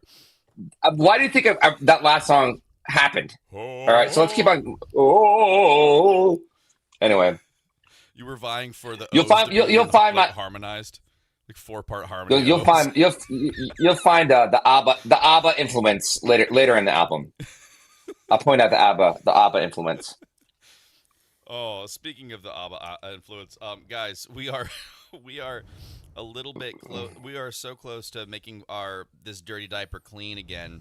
So, oh my gosh, yes, Henry Mancini's Baby Elephant Walk. Yes, I loved that. I had that as a kid. That was great. So good. Henry Mancini did the Baby Elephant Walk and the Pink Panther theme That's song. So my wife was Mariah Carey, Rainbow. That's why you can sing so well. Yeah, sheesh. Like riffing with Mariah. riffing with as a small child. Yeah, small child. She was just like, she's like, I could do that, but better. It's funny. My little girl Joni. I'm hoping she's gonna be riffing like Mama, but who was riffing like Mariah. All right. Speaking of riffing like Mariah, we got to move on. We're only on the third song, guys. We got to roll. Yeah, we got to roll. We're getting distracted by the chat. Yeah. All right. Here we go. All right, guys. This is a treat. The next song is Franklin. is the first ever Scythian original song to make it onto an album, and that song was written by Dan, and it's called Highway 81. So here it goes.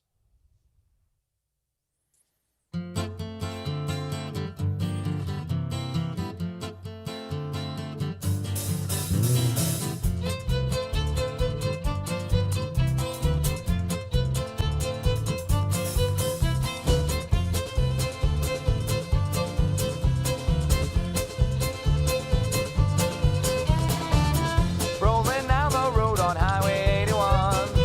All excited, man, this trip has just begun. Got beef jerky and a half a pack of smokes. I'm gonna go north, I'm gonna go south, I'm gonna go east, I'm gonna go west, I'm gonna go north, I'm gonna go south, I'm gonna go east, I'm gonna go west. Now I've been driving for a week. This old back is shot, I can't stand on my feet. Man, what I would do for a shower and a bed. If there's none to be found, go sleep on the ground, get something to eat, get back in the seat. There's none to be found, go sleep on the ground, get something to eat, get back in the seat.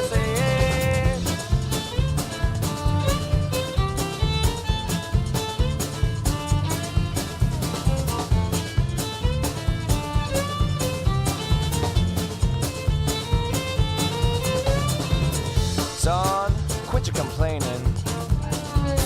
Thank your stars that it ain't raining.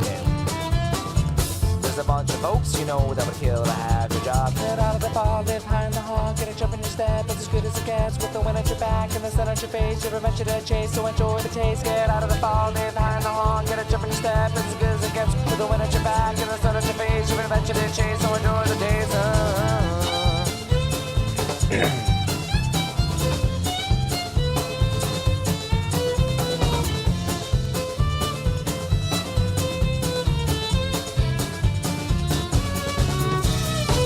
Now I finally seen the lights. Life on the road is better than the 9 to 5. Playing for a living isn't all that bad. Get out of the cage, just jump on the stage, get a jump in your step. mention it, chase to enjoy the taste. Head out of the cage, just jump on the stage. Get a jump in your staff, as good as a gas. With the wind at your back and the sun at your face. You mention it, chase to enjoy the taste.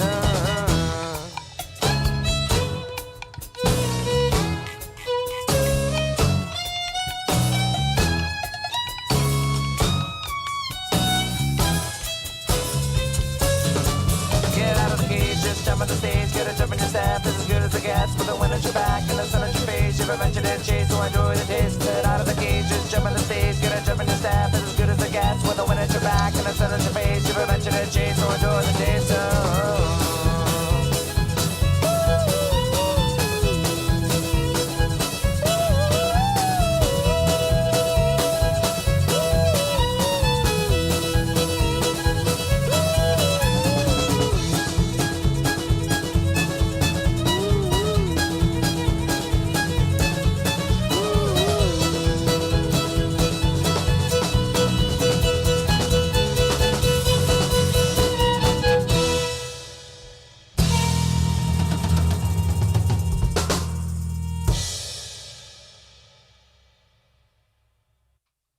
Highway 81 by Scythian, written by Danilo Federica. That was off of their song, their hit album, Immigrant Roadshow. Thank you so much, Alex and Dan, for joining us on the show tonight. So what inspired that song? There's a lot of things going on. This is a Celtic album. That doesn't sound very Celtic.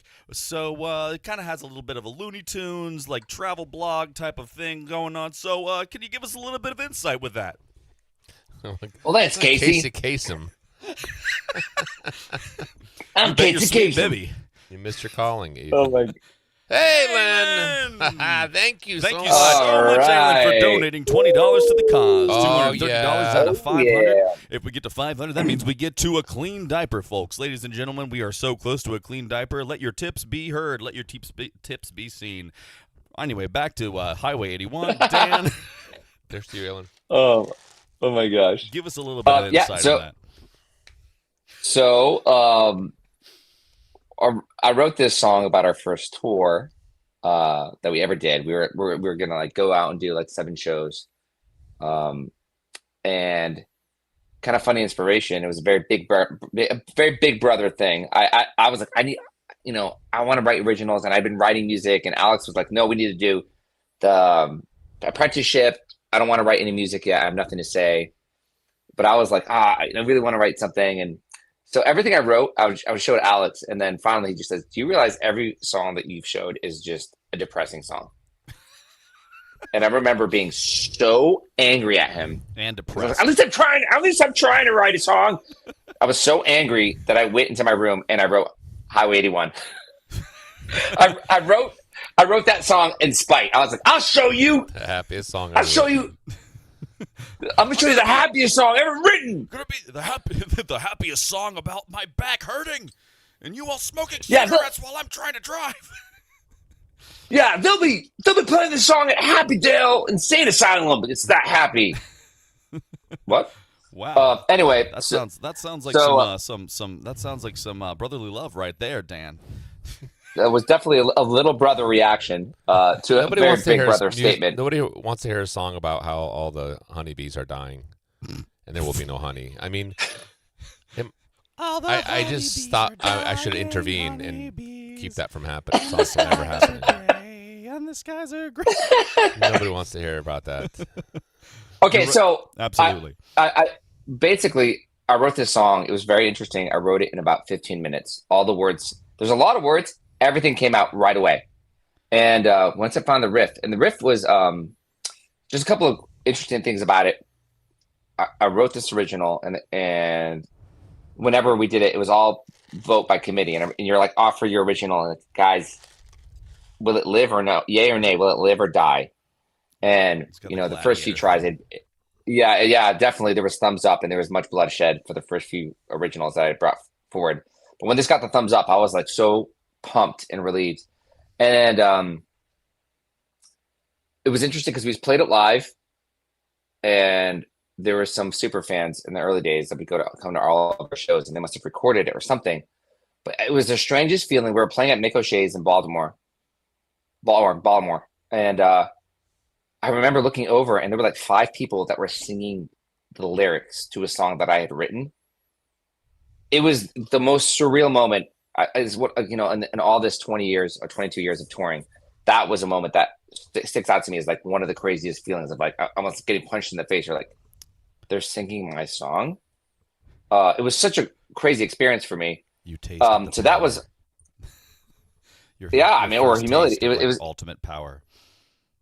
it was humbling. It was like, wow, they liked something that I did, and then going into studio, I remember you can be a pub band, and it's always a lot of alcohol in pubs, and there's a lot of noise, and in the early days we had no in-ear monitors or anything. We had wedges, and I can't believe I'm not deaf, but we'd always just be raising the volume of our instruments, and we were all three across next to each other. So by the end of the night, the wedges were so loud, screaming in our face, that there wasn't a lot of nuances got lost because you were just trying to pick out a beat and a melody because it'd be just so raging loud in there. And then when I got into the studio, Highway 1 is going at a pretty fast clip, but you have to kind of like do bass notes and strumming. So it's amazing how going into studio can really strip you bare and show you all your deficiencies as a musician. And this is my first encounter of like, I'm not going to be able to do this because I wasn't that good at that point. It was still, I picked up guitar basically when we were street performing. That's why I learned most of my repertoire. I grew up playing piano. So, and Mike Vinala, who was getting his master's in jazz drumming at the time, he's like, listen, you got to go to the woodshed. And I'm like, what's the woodshed? He's like, you got to go and sit down in a room with a metronome. And he taught me how to break it down. So I remember spending basically like 2 weeks getting the tempo up. And by the end, I had a new skill. So I'm very proud of getting this song down because when I first went in the studio and it was one of the first songs we recorded. It sounded awful when I did it. And so they say every album you come out, basically it's like you've gone through the rock tumbler, you come out a much better musician because you have to dissect the song that you've played. And especially for us, we played it out live and we could kind of gauge what worked with an audience and what didn't. But a lot of the nuances we didn't even know that we didn't have the nuances there because it was just such a inhospitable environment to hear yourself, especially when you're doing acoustic instruments. So very very proud of how this song turned out. I love the old timey feel. Yeah, it's very like from what you just said. It sounds very clean. Like I always when I listened to this for the first time ever, when I was like learning all these songs for Scythian, I was like, man, like your guitar work on it is very very clean. Like it's insane. It's insane to see like hear that it was like so awful when you first start trying to do it. Oh yeah, it was terrible. So it was kind of cool to walk out of that album a much better guitar player. And it's funny, just 2 days ago, Ben David Warner texted me a funny Instagram clip of the weirdest transition or key change in music history. And it happened twice in this, and it was both times written by the same guy in Toto. It was Rains in Africa. What's that one called? And Rosanna. And Rosanna. And because the modulations were just super weird, that happened. And Ben Davis said they forgot Highway 81 because the key change in Highway 81 is so weird. It's so strange. The modulation for a lot of in Africa and in Rosanna, the modulation switches from one singer to the other, and the other singer had a higher range, but they had to modulate the song down a key instead of up. So it wasn't like you're going up a key, you're actually going down to a lower key so that the singer can actually sing a higher register to make the song feel like it's more powerful. And Highway 81 does the same exact thing. So it literally modulates down a whole step to a different key, a lower key, a lower register, and then we sing at a higher register. Yeah.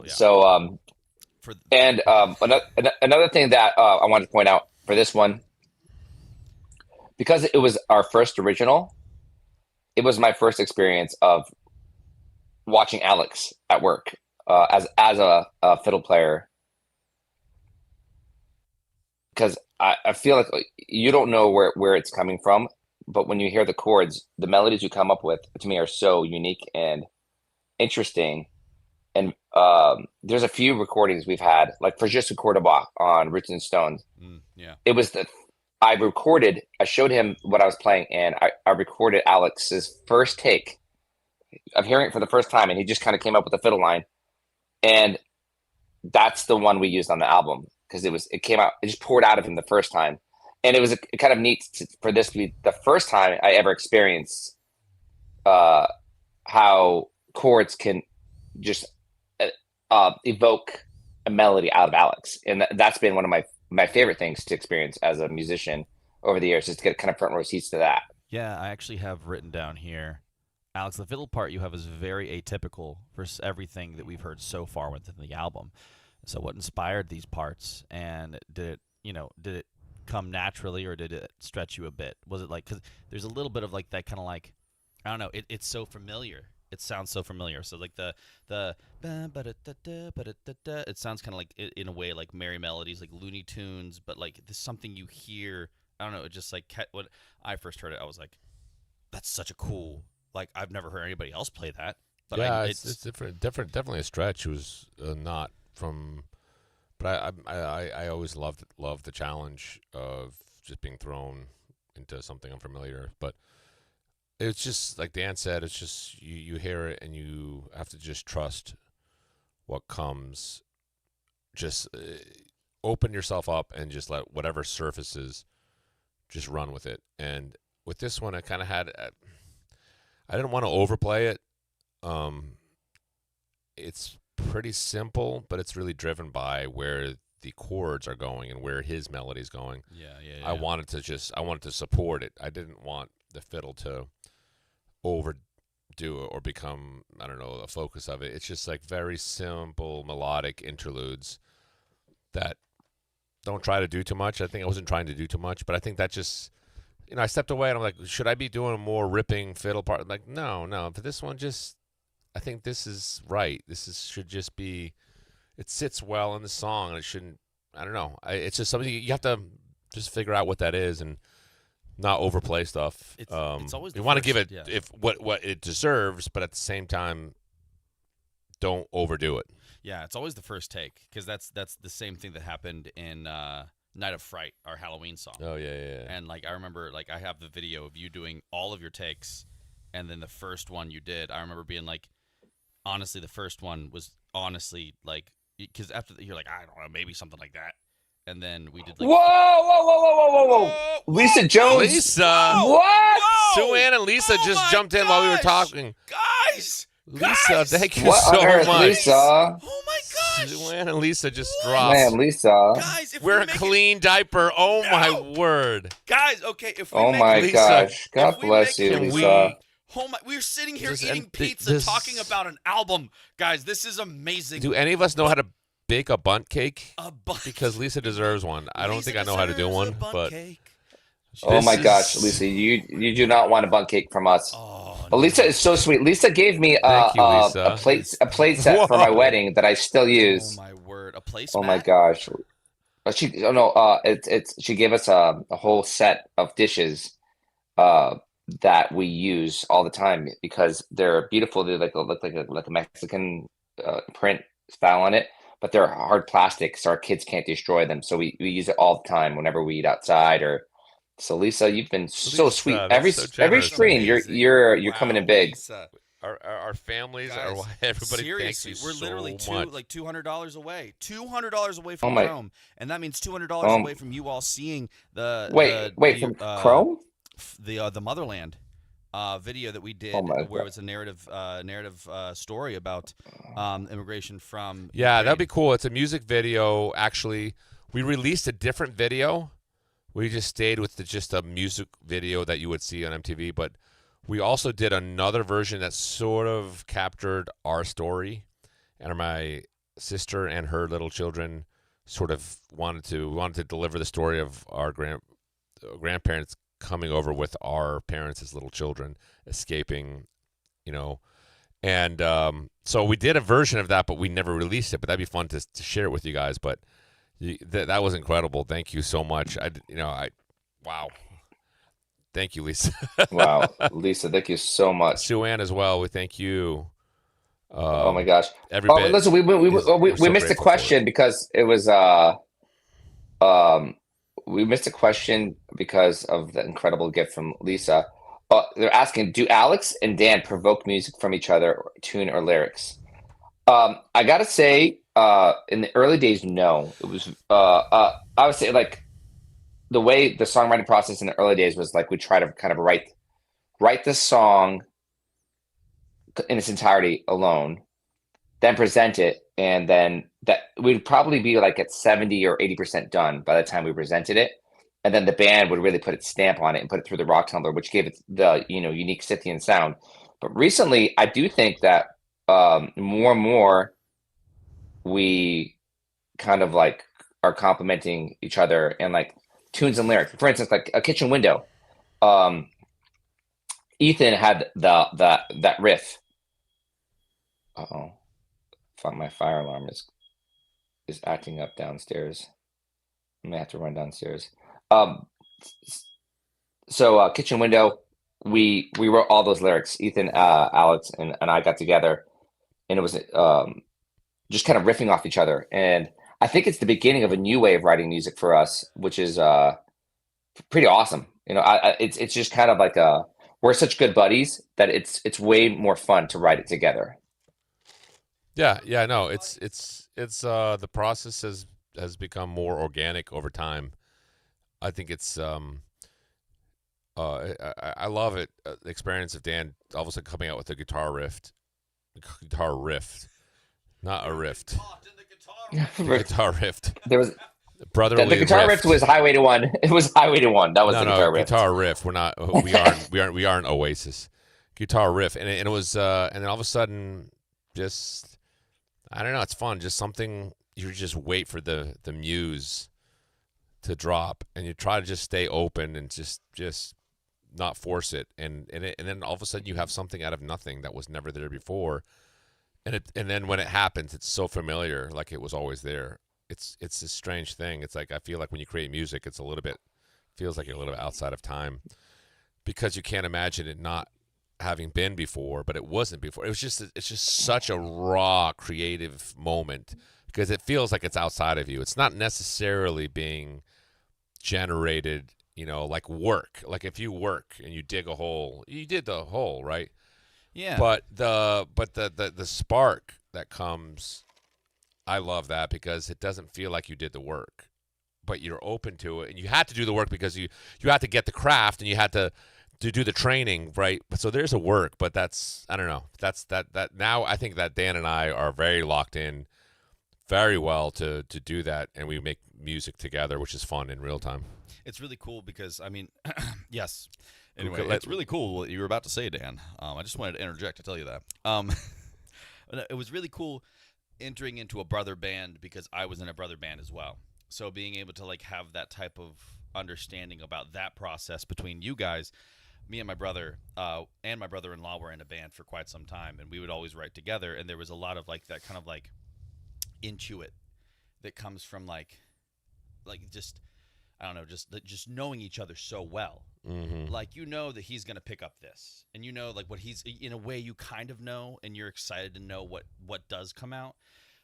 Whereas like being in this band for as long as I have, there has been a process of learning each other, and so writing music now together is actually really cool because it becomes there is an intuition that has now been created, but when it comes from family, it comes from that strong bond. It's like instantaneous. Like you are able to write and then write off of each other in such an organic way that seems so unlike anybody else. Thanks. No, I think that's coming from that. It does. We've been together for 20 years as musicians, but then we also have the brother element. I think it's a lot of fun now. I mean, so yeah, it does happen that way. Yeah. The turning point was writing the Motherland. Which, because if I get a lot. You all donate $200 or more, you get to hear the Motherland and the new video. Anyway, go ahead, Dan. You have something really important to say. Ethan has said it's $200. I mean, it's West important. Virginia math, but it is $200. Sorry, and at 9:05, The video must play. Right? 905. That's $200. Oh, sorry. $300, ladies and gentlemen. $300. You know, I'm wishing it was only $200, but $300. $200 in West Virginia. By the way, dude, I'm thinking about I'm thinking in like It's a couple it's economies 200 ago. in West Virginia dollars. I was thinking a couple economies ago. Yeah. I'm still there. Anyway, yes. Dan, you were saying just like the motherland, writing the motherland. Oh yeah, so I get a lot of my ideas during sound checks for whatever reason. Hearing music through a PA, I get a ton of ideas, and I just take voice memos. And we knew that we wanted to add one song to Roots and Stones, and we'd finish the album, but we had this riff that the Motherland riff. I had actually put that on a voice memo, and I was just like, we have to do like a Ukrainian sounding song, and then, you know, I remember presenting it to Ethan and Alex, and then we went to bed. We were we had rented a house because we were doing the studio at Frank Marchand's out in Annapolis, and we'd gone to bed, and then the next morning Alex was like, I got the lyrics, and it was so fun. You know, we were sitting, we sat for like an hour, just kind of like trying to get the narrative going of the song, and you know, we wanted to thank our fans for all the donations and for carrying us through COVID and all the lockdowns. Yeah. And so we started doing that, but it just did not. Nothing was flowing, and then Alex stayed up late, and we were sleeping, and then the next morning it was like Christmas. It was like, I got it, here it is. And we're like, oh my gosh, that's it, and well, it was. That wasn't in the Roots and Stones sessions. That was literally during COVID, and we hadn't finished the album yet. And there was that we were sitting on that one song, and we were all in your house, and that's exactly when that happened. Exactly what you were saying. And then I remember we recorded a demo in like an hour. We were kind of like threw it all together in an hour, and we sent it to Frank, and we're like, Frank, can we come over in a week and do this? And he's like, sure. And so we literally drove over, and I wrote a bass part in the van on the way, and we all flew Johnny in, and he like literally landed not hearing the song at all, and we all got into the studio and literally knocked it out in like 3 hours. Yeah, it was fun. I would say that was the turning point of the songwriting process. But we diverged. We need to get back to Immigrant Roadshow. We're never going to finish it. So $200 in West Virginian, $300 in regular people. That's what we need, so you guys can watch the unreleased narrative music video for the Motherland. So next, speaking of Ukrainian, this next song is the first Ukrainian song on the album. It's called Boyko Dream. And we can talk about this all we want afterwards. So here goes, without further ado, I think, what is it, 5th or 6th track? No. Let me think. Fourth. Boyko. Hey, Sam, if you're doing an overlay, it's spelled Boyko. So this is 1, 2, 3, 4, 5. It's the 5th track. It's the 5th track off of Immigrant Roadshow by Scythian, this Ukrainian tune, Boyko Dream.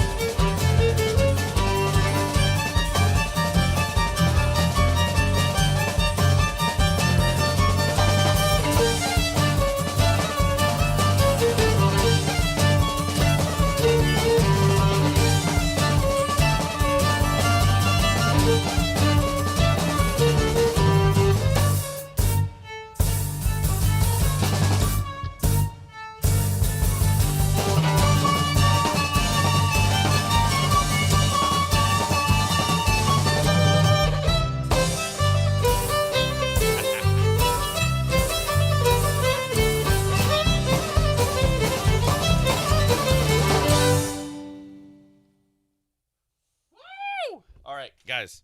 So that was Boyko Dream off of Scythian's album Immigrant Roadshow. Someone made a really good statement that this was sandwiched between Highway 81 and the next song, which is a cover of the Pogues called Tuesday Morning. So they said this was it was a cultural celebration, a meeting sandwich of cultural celebration. I had a whole bunch of notes I actually wrote down about this. It's actually one of my favorite tracks on the album. And let me look this up right now.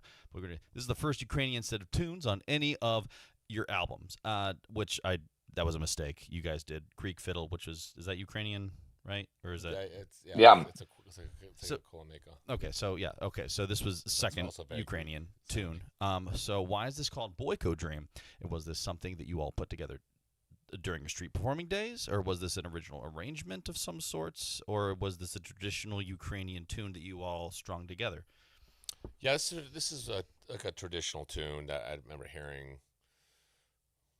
Gosh, I mean, there was like these bands that we would listen to all summer long at the Suzioka, the place where we shot the Motherland video. That was the place where we grew up in the summer times. We'd go. It was just a completely Ukrainian enclave up there in the Catskills of New York. And there would these kind of bands that would come in every Wednesday and Saturday, and they would play Ukrainian music all night long, dance songs and stuff like that. And this one was, I think, by one of those bands. But we just wanted to make it kind of, put our footprint on it. Yeah. And so it would be like a traditional tune, but Irish tune, but it's a traditional Ukrainian tune. Yeah. But it definitely had a lot of Mike Onala's jazz influence from, he was, jazz school, kind of stretching it, opening it up in the middle, kind of departing from the traditional setup of the song. And so, I mean, it's just very much our own take and rendition of a traditional set of tunes. But I don't even know what the name of the tune was, honestly. We called it Boyko Dream because it has a very dream, almost like strangeness to it. A lot of people were saying these rhythms are like interweave clashing, and there seems to be going all over the place, and then they end up resolving. But Boyko is a clan where my father was a part of a clan, and I think Robert here is saying that also his father was from Boykivщина, which would make you a Boyko, part of the Boyko clan. But that was a clan out in the west of Ukraine and in the Carpathian Mountains. Yeah. So we want to give a tribute, kind of the tip of the hat to our background as my father and my grandfather were Boykos, and therefore we were. That's amazing. I mean, and you're right. There is a lot of stretching done because it's like the tonality of this song and everything that kind of goes along with it. It feels like it's pushed to its limits, and something that like Catherine donated 25. Oh wait, what? What's going on here? Lessig is all of a sudden donating a lot of money. Oh boy. Lessig. My son has just gotten a hold of the keyboard. Oh no. This is hilarious. Thanks, Alex. Guys, I guess we're going to watch the video. So Lessig wants to see the Motherland video of his cousins in the video. Oh my gosh, that is so funny. If you can donate. Mommy went to the bathroom. Oh my gosh, it says thank you, He's a Lessig. bit precocious. He's beyond his years. Guys, wow. He already learned how to use. Good job, Lessig. You're going to get everybody. Everybody's going to see the video thanks to you, Lessig. You're doing a great job, my kiddo. gosh, that's so cute. Right. We love you. Guys, if I'm you so can, proud of you. Everyone here is so happy. If everybody can help Katie out right now and just kind Well, of now we're so close to that $905 West Virginian 200. if you That guys that can was help great. out and make sure That was like a power up button right there. That's amazing. amazing. Oh my gosh, yeah, Lessig. I better start getting used to that. That's going to be my credit card Oh my statement. gosh. I'm going to be getting notifications like that. I'm like, oh no. Oh my gosh. I guess He's this gonna is what hack being your a system. dad That's is why. like. Yeah. He's playing with house money at this point. He found out how to play with house money.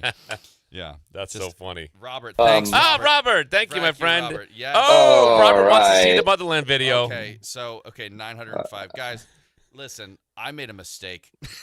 Oh yeah, Abby. Like, everybody just match Lessig's donation. Yeah, everyone match Lessig's donation. Make Hey, up for the fact. You wouldn't want a 2-year-old out donating you, would you?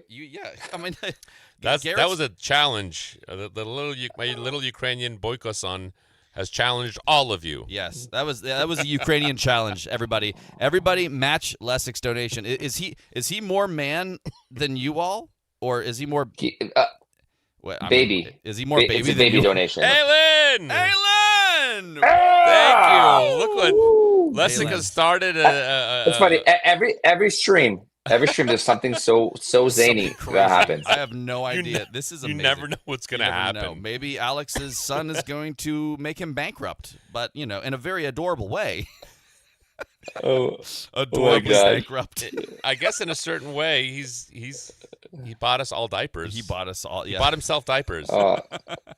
that's it. This one's on me, Daddy. Oh my gosh. So yeah. Beat you to it. So Ethan. Book of Dream. Thank you. Book of Dream. Yeah, this one to me stands out because up until this time we were playing only Irish music, and I do remember growing up.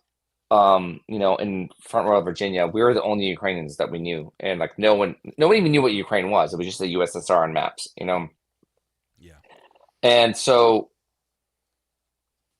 we didn't think that people would want to hear Ukrainian music. Simon! We finally made Oh my Suez! gosh, guys! Oh my Suez! god! Oh my gosh! Coming in made it from. We just sat Are around we- and ate pizza and talked, dude. High fives. Oh my Dan, gosh! Big Is that- assist do from we my get- we just- boy. Big assist from from Lessig. Lessig. Guys. Oh my gosh! Wow. We'll Very just hit independent Chrome. 2-year-old. I do have to see Dan. I want to hear what Dan has to say, and I Ugh. also want to see. I can't. For some odd reason I can't scroll up and down on the donations. So can somebody look at the chat and tell us how much did Lessig donate, so that we can match 100. it? Was it 100? I mean, he did $425 in a row. 425. So we need to match that so that Alex doesn't look at his bank account. No, no. It's $175. There's $175, Lige. Thank you. Thank you so much. That's great. That is nuts. That's a lot of diapers. We'll be set for a long time. Good job, Lessig. Lisa Jones is coming in tops, Yeah, Lisa. and then right behind is Little Lessig. 175. Oh my gosh, how much, guys? So already, okay. So to make up, guys, I'm so You gotta sorry. disable that I'm button. so sorry to do Hilarious. this, but just because I love Alex so much, and I understand. Oh, American Express is calling me right Yeah, now. yeah. Fraud. Oh, yes, thank American you. Express fraud. Yeah, this is 7 times. He's calling. There's somebody. You recognize using this your card. statement? So $175 in Yeah. diapers. Oh my Wait. gosh. That's hilarious. I know. Doc, I know. There's some people here who. So now we need That's so 150 in donations, but we still made Chrome. Everybody. No, we That's- made Chrome. I mean, Well, no. We made Chrome even with the mulligan, guys. We made no, Chrome. it's- I'm it's- sorry. Hey, we made Chrome. It doesn't matter how it's happened, so we should be sharing the video. And we should be sharing the video, but first We're sharing the video. I want to hear what you had to say about Boy. Oh, this segues very nicely into the video, by the way. So, Seguis, we didn't know if people wanted to hear Ukrainian music, and I actually remember applying into festivals, Irish festivals, and having them saying, "Your last name's Federica. You don't belong here." And we're like, "Well, we're non-Irish people that love Irish heritage. Like, wouldn't that be a compliment?" And those festivals were like, "No, we only have Irish people." And I remember thinking that was very odd, because that, the Irish used to complain about the signs that said, no blacks, dogs, or Irish allowed. So it was kind of weird as a Ukrainian feeling like I was being locked out of an Irish festival because I wasn't Irish. But then I didn't think so. My impression was that no one wanted to hear Ukrainian stuff, and it was actually, kind of an organic. People in the audience were like, "Hey, you're Ukrainian. You are Ukrainian. I want to hear more of your stuff." And so to kind of put this on the album, it was like finally just kind of owning our immigrant roots, and that's why it's called Immigrant Roadshow. And the fact that we put it right there, it was kind of a great way for us to kind of be owning the fact that we were Ukrainian and actually taking pride in it. And from that point on, we always had at least one Ukrainian song in the sets. Even if we were at Irish festivals, we would play Ukrainian songs. And it was kind of our way of saying. But didn't that ultimately get you booked for other Irish festivals? They were like, man, you're the feedback started being that they liked that aspect. There just was intriguing, and people we stood out. We stood out, and it also happened in the bluegrass festivals. We just stood out because we would do that one curveball that was not, you'd never hear anybody play at an Irish or a bluegrass festival. Yeah, Scythian does it far better than any other band I've heard, and that includes Gogol Bordello. Because Gogol Bordello, I mean, as much as like when I honestly, Gogol Bordello actually opened my musical senses up to Ukrainian rock and like Ukrainian punk, and so I liked it, but there was a point and this is on the internet for everybody to hear. There was a point where it just got all the time. Mm-hmm. So then when I heard you all for the first time, when I was subbing for you and I was learning these songs, I was like, whoa, there's a lot of depth. There's a lot of changes. There's a lot of there's a lot more to this. There's a lot more and explores it more. And there's a depth to it that I've never heard. And I wanted that. I wanted that so badly. And you all provided it in such a great, wonderful way musically. Cool. Yeah, no. I mean, it's very cool for us. It's cool for us to hear your perspective too, Ethan, coming in later in the band, because it kind of reminds us. Oh yeah, we used to do that. Or like, actually listening to Book of Dream, I want to get this back in our set. I remember how much fun it is for us to play it live. Such a good song.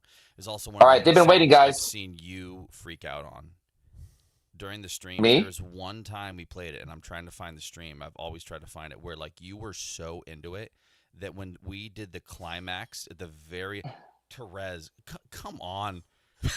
Did Phoebe? Was that Phoebe or Phoebe, Nako? or was that Nako? Or yeah. Here comes another 150. There's another 150 guys. Oh my god! Apparently, all my wife put all the kids to bed. So they're having a girls' night. So she put all the kids to bed. But the climax of Boyko Dream, the very end of the drum solo. Oh my gosh! My nephew's calling. My 2-year-old is still awake too. My 2-year-old is still awake right now. Isaac. And Isaac, I'm currently probably donated $25. I'm currently on a stream right now, and I'm right here, and you're live right now. I forgot. It's okay. All right, I forgot. It's okay. All right. Hey, but I love you. Phone a friend. Yeah, I love you too. Yeah. What do you know what song we're talking about? What song? Yeah. Quick, what is the capital of Nebraska? Yeah. What's the capital? What's the capital of Nebraska, Isaac? The capital. I don't know. You have a Lincoln. phone in your hand. Is it Lincoln? You could have faked that. I don't even have a search engine on my. All right, well, guys, that's my nephew Isaac Nye. Everyone say hi, Isaac, and then I'm sorry. We can check on Tom. Forgot about that. He's if anybody doesn't know, so Garrett is absent in the chat because he's on vacation, and Isaac's actually watching the house right now. So Nice, Isaac. Nice. All right. Hey, Isaac, could you check Garrett's pillow cushions and stuff? Dan wants you to check Garrett's pillow cushions for extra money that we can donate because their kids accidentally donated over $200 without them knowing. Actually, in the chat, if everybody just donates $5 each, then you can short sheet Bye-bye. his bed. All right, sounds good. All right, I'll talk to you later, Isaac. Love you. Are you Guys, everybody in the chat, we have access to Garrett's house. Guys, we have full So access. Oh my what is it gosh. we want to do? I mean, The reason- short sheet? Yeah, short sheet is bad. Any other ideas? Yeah, we could Guys, steal his. can you believe that? I mean, you literally have access to his house. Yeah. This is incredible. Isaac was literally calling me to tell me to go check on the house because he's somewhere right now. Oh wow, It's okay. I have the keys. We'll follow up later. No one knows where Garrett All right. lives because we live in the middle of Ethan. nowhere. Oh, Cadenhead just donated So- $5 Cadenhead. to short sheet Garrett's bed. we please get Isaac to do it. Do it. Guys, this could be so crazy because you'd be controlling things that are like beyond our sphere of influence. Like you can control Garrett's reality. Yeah. In a way, it's just like turning into like a completely different dimensional thing that way larger than Lex envisioned. I mean, we're starting to affect people's lives in space-time continuums. It's continuums because of that flux capacitor. That's why seriously. we have a flux capacitor. That's why. Garrett's TP his house. Yeah, I mean, we TP could do his like house. different levels Yeah. of like when you reach different thresholds. Absolutely, yeah. Then it gets and it elevates. Short Sheet Chaos Gremlin donated $5. Guys, Oh my gosh, I really guys, want I think Garrett to tune something in. has to happen. that has to happen. Oh my gosh. No, you're texting who? No. I'm texting Isaac right Don't now. text Garrett. He Oh my- can't know about this. Oh yeah, not Garrett, just Isaac. Yeah. Oh, all right. Listen, Ethan. It's 10 o'clock right now. It's 10 o'clock right now. Sorry. Let's show the video. We hit Chrome. Let's show them the video. Let's show them the video. Okay, without further ado, everybody, this video was directed by Jake Schmidtke, who is Alex and Dan's brother-in-law. And He's a great filmmaker. He's an award-winning filmmaker. he's an award-winning filmmaker, and he's done a lot of our Appaloosa music videos or our Spring Break videos, and he did this amazing video for the Motherland. It's a narrative video, completely different than the one that we released. So without further ado, everybody, here is The Motherland, directed by Jake Schmidtke.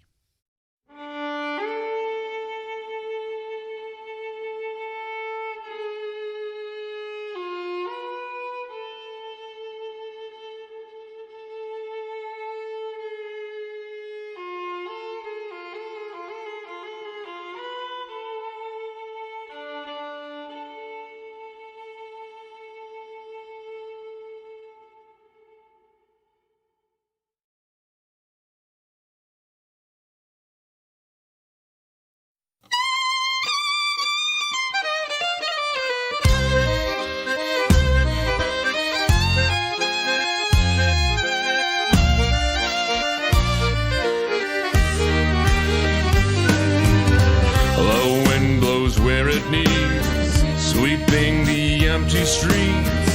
It brings back memories of days long gone. A candle burns alone, calling to those who roam in search of distant homes with old forgotten songs.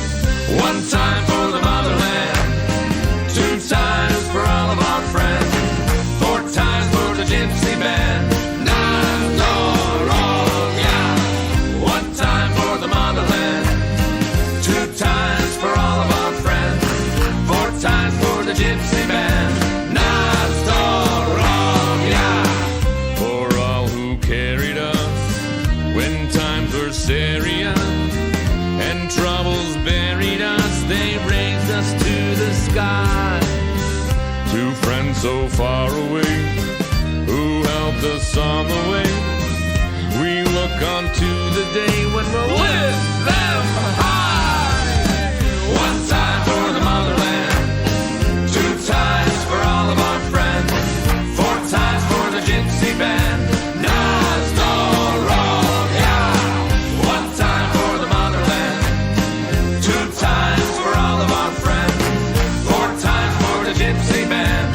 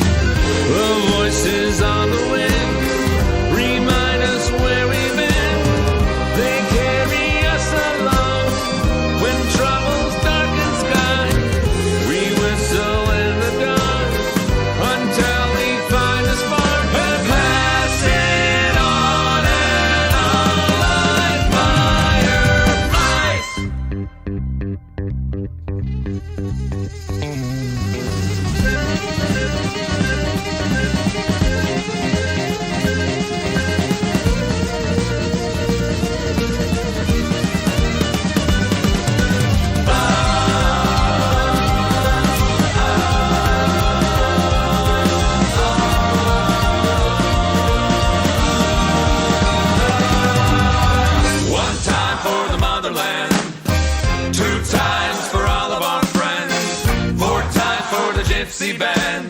Not so wrong, yeah. One time for the motherland, two times for all of our friends. Last time for the gypsy band.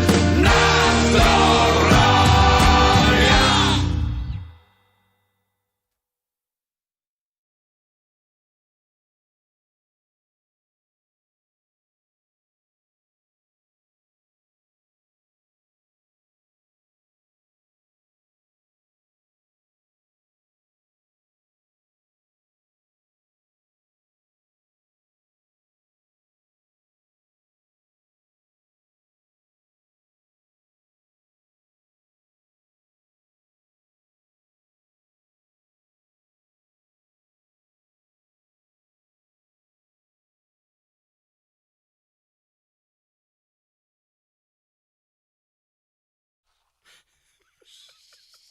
We're back.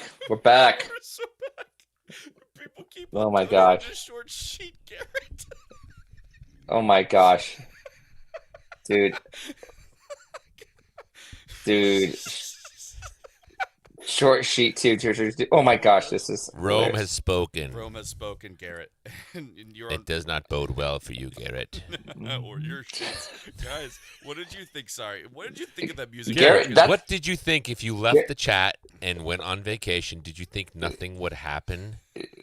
What did Yes, you Garrett. really think nothing would happen? Did you think you could leave your horse unattended? we'll leave Nazi Stevie in your house for when you get back. Nazi Stevie will just be waiting there. Oh my gosh. Anyway, what did you guys think of the? Yeah. Oh, Let us know. man, Let us know. I haven't seen that video since basically the first draft. So this is kind of the thought process behind that. Larissa was in that video. My sister Melanie was in that video. Melanie's kids. I think Jake did a beautiful job there. But we were kind of telling our parents' escape story while doing that. It actually was my grandparents escaped, and they brought my parents when they were little kids. But just kind of incredibly harrowing, by the skin over the teeth type of escape. Both of them separately. They were both little kids, and both families had identical stories, basically. And I think Jake did a beautiful job, just kind of capturing the angst and trepidation of trying to get out. Yeah. And rewatching that, I was like, wow, man, he did a fantastic job. Yeah, and there was the embroidered clothing. That was my grandmother had the Ukrainian cross stitch. All those patterns are very unique. It's kind of like what would be a Scottish tartan. Every tartan is kind of belongs to a clan, or it's probably the same for a lot of these. Somebody was Suan's Czech. She has similar Polish. But my grandmother was very good, and she had just so many shirts that have been passed on, and they're heirlooms now. So what you see there was sort of the family cross-stitched heirlooms that we now have to remember our grandmother, and so it was really great to be able to get those presented in the movie. Those weren't just costumes; those were actually heirlooms that were passed down, and we wear them for our weddings, special occasions, baptisms, and in the family we continue to wear them. And then all of your nieces and nephews also get special made ones as well, correct? Most of them? Yeah. Yeah. Yes. Yeah, Christmas, Easter, big feast days, holidays, weddings, they always come out. The one that Johnny was wearing was literally given to him by one of the owners of Soyuzerko. Yeah, Suzuka. Yep. Yeah. Yeah, there's a great store there in Suzuka that they sell, and they're all hand. It's all hand cross stitched. That's actually But yeah, Soyuzerka is it's a resort in the Catskill Mountains, and it's done in the Hutzul style. it's beautiful. All shingles, and it's a beautiful resort. It was, incredible hotspot in the 80s. And we used to spend every summer there because my grandparents retired right down the street. And we would drive up from Dallas, Texas. That's why we wrote Get There, the new song Get There, kind of inspired by that, by those 3-day road trips up to upstate New York from Dallas.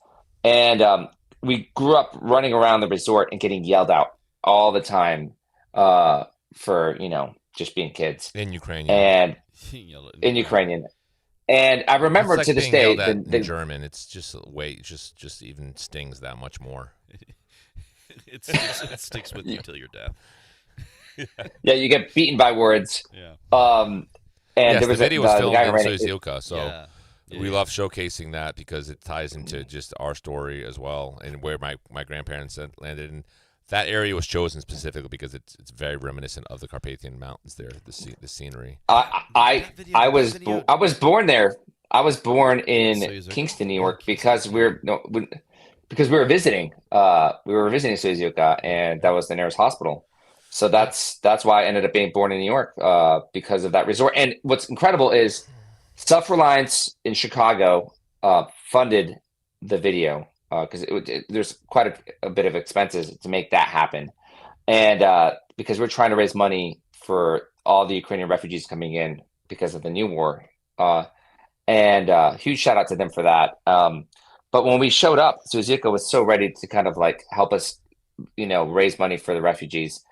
They gave us the master key, and the resort hadn't opened up yet. So we had full run of every single house, of every part of that resort, which to us was like literally, it was like a dream come true. We used to get yelled at for trying to sneak over walls or whatever, and we just had the keys to the kingdom. And it was like such a juicy experience, 35 years later. To do this, it was amazing. Wasn't it crazy because we shot the video in the bar that like the bar we shot a majority of the video in the bar where I'm sure you all tried to sneak in periodically as children. No, we didn't try to sneak in. We were literally running as kids, playing tag, going in between the legs of The bartenders. of just all the Ukrainians that were hanging out and That's doing amazing.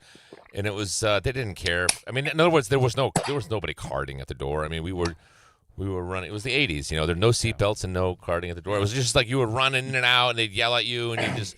But here we are, all those years later. So there were so many of our memories that were tied to that place. It's a special place. I mean, it's still going. If you want to go and go to an amazing resort, go to Suzuka. It is a beautiful, It is gorgeous place to stay for a weekend. And they said that their 75th anniversary is next year, and they want to bring us in. So we love them out there, That would be and that would be a lot of fun. Yeah. So put that on your calendars or mark it off. I think That it would would be be- 75th year anniversary next summer. Suzy Q, as they call him. Suzy Q, yeah. Suzy Q. Suzy Q, baby. Suzy Q. They also brew their own Um, beer there, which is actually pretty delicious as well. Yes, indeed. Oh yeah, But that's hey, incredible.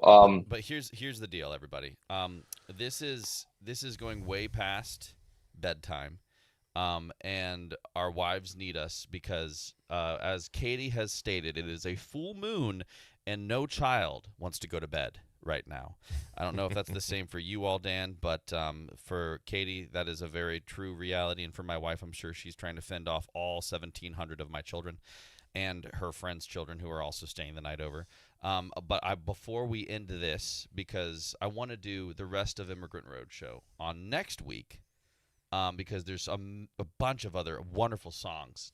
We haven't even touched Tuesday Morning, Gypsy Fiddle, Fields of Athenry, Follow Me Up to Carlo, all those great tunes. I want to just say one last shout out to our wonderful sponsor, Pizzoco. Thank you all so much at Pizzoco Pizza Parlor in Winchester, Virginia, voted one of the top pizza places in the United States by Yelp. Yelp, as you know, is one of the most fickle beasts of the review and food industry, and they so generously, by unanimous declaration, voted Pizzoco one of their top pizza places, like in the highest parts of their top 40. So that's a must go. So if you're driving by Highway 81, Yeah, just for their short little drive off 81 when you're driving south. yeah. And it's Definitely. It was created out of an old Sunoco station, so Yeah, that's why it's yeah. called Pizzoco. Yeah, it's cool. So thank you so much, Pizzoca. Thank you, we Pizzoca. love And your also, thank pizza. you. I'm gonna go and go through the top supporters of this stream. I want to thank Robert, Dan and Linda, Zilla, coming in and just enjoyed hanging with us. Simon, Therese gave $25. Nico, thanks, Nico.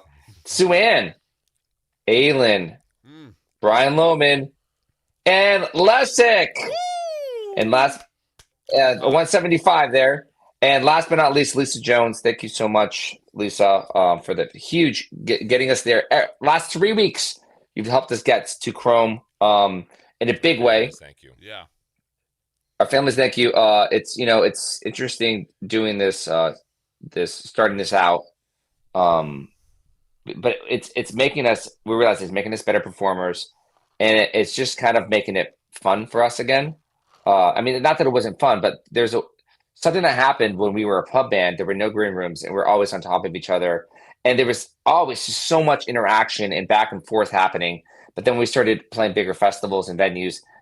There was a separation that happened where we felt we kind of lost this connection, and I remember feeling a little bit sad all those years of like, oh, it's not the same. Like the early days were the better days for me because there was this like awesome kind of symbiotic relationship that we had with our audience. So that's kind of what this live stream is doing for us again. And we want super thankful to the super chatters. If you've been watching this on YouTube or Facebook, we encourage you click on the link below, Streetlight Ventures. And even if you tip, a lot of these tips are coming in at $50 or $60 or $70. You can become a super chat member by just doing a monthly pledge. We'd love to see you in the super chat because that's what makes it so much more fun for us, to be able to interact and actually even like figure out where you live and how to short sheet your beds. Absolutely. Like Garrett. Garrett. I mean, like seriously, like you are a part of this that's wonderful community that wants to short sheet you when you go on vacation. And the other big thing is that like all of you who are like they're so used to Facebook, so used to all that. We urge you, and then we're also currently the Chrome Diaper members on our Discord have pitched such a wonderful idea where we're going to start working on it. Lex is currently working on it, where people can gift other people a month free of VIP access. So for cool. a month, you can you can gift somebody a month of Space Junk, a month of like Illumin Heirloom, all that. So you are able to be in the polls, you're able to be in the chat, and so all of this stuff is like right at your fingertips. So it's a wonderful gift that keeps on giving. And also for those who just want to do it themselves, for the price of like a large pizza from Pizza Hut, just one large pizza or a large and a medium, you could literally be in the chats all month long if you just forgo that one pizza. But not a Pizzoco pizza. I haven't been to Pizza Hut in a long time. I don't think I've seen a Pizza Hut in a long time. You know why? Because Pizzoco is the only pizza that you need in life. That's exactly. I never heard of Pizza who? Pizza who? Pizza Co. Pizza Co. Pizza Co. I want to give a big shout out to Ethan, who did a lot of research in being the host tonight. This was a lot of fun. Well, thank you, Dan. Kind of leading us back down memory lane. So, Ethan, thanks so much for all that work. Absolutely, Dan. It's a pleasure and honor to have you both on my podcast right now. I'm so happy. Once more, shout out to Pizzoco. Wonderful people. Love you all so much. You both are so handsome. I really appreciate you all being here.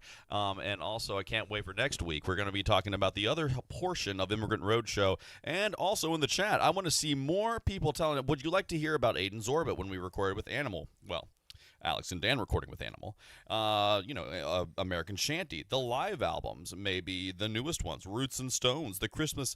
Dan does not seem happy with the fact that I just took over right now. So anyway, I will stop talking, and you guys can keep on finishing. Thank you so much. I love you so much. I was reading the comments on Facebook. You're okay. I love you, Ethan. You're good. Thank you so much, Dan. I was going over to Facebook and just reading the comments, and I was very, very, very focused there. Are we hanging with our chromies? That's the question. We will be hanging with our chromies. So all of the people in the VIP chat, we will be hanging with you for a limited amount of time. We all want to get back to our families. I have an hour drive from here all the way back to my house. Alex and Dan is literally just going to walk over to his family. No, I'm going to walk. Yeah, right there. Very quick. So anyway, thank you. Yes, you guys can say thank you. I can shut up. All right, guys. You did great. I do appreciate seriously. it.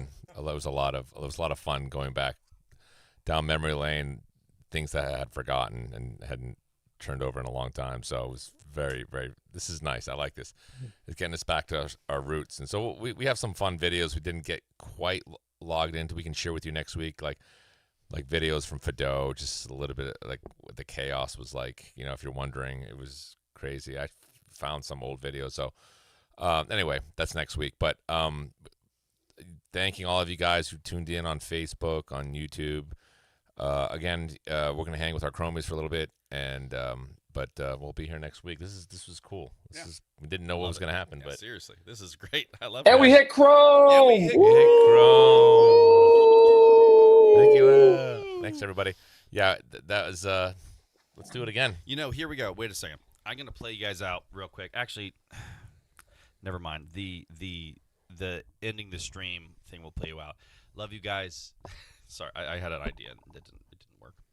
Never mind. All right, Sam, you can turn off the Facebook and we have to tell Sam to do things because Lex is trying to teach Sam to do things all by himself. And Sam is just cutting his teeth today. So Good job, Sam. Everybody say good Give job, it up Sam. for Sam. Sam, you can actually Good turn your job, microphone on and Sam. say hi to everybody. He's the brain behind everything. Sam's actually not. There he is. I see. You can turn on your microphone. I have you on right now. Hi. Hi. On the whole time. That is the voice of the executioner. He is about to cut off the streams from the YouTube and Facebook. So we're going to go hang with our Chromies. Thank you, guys. All right. It's just.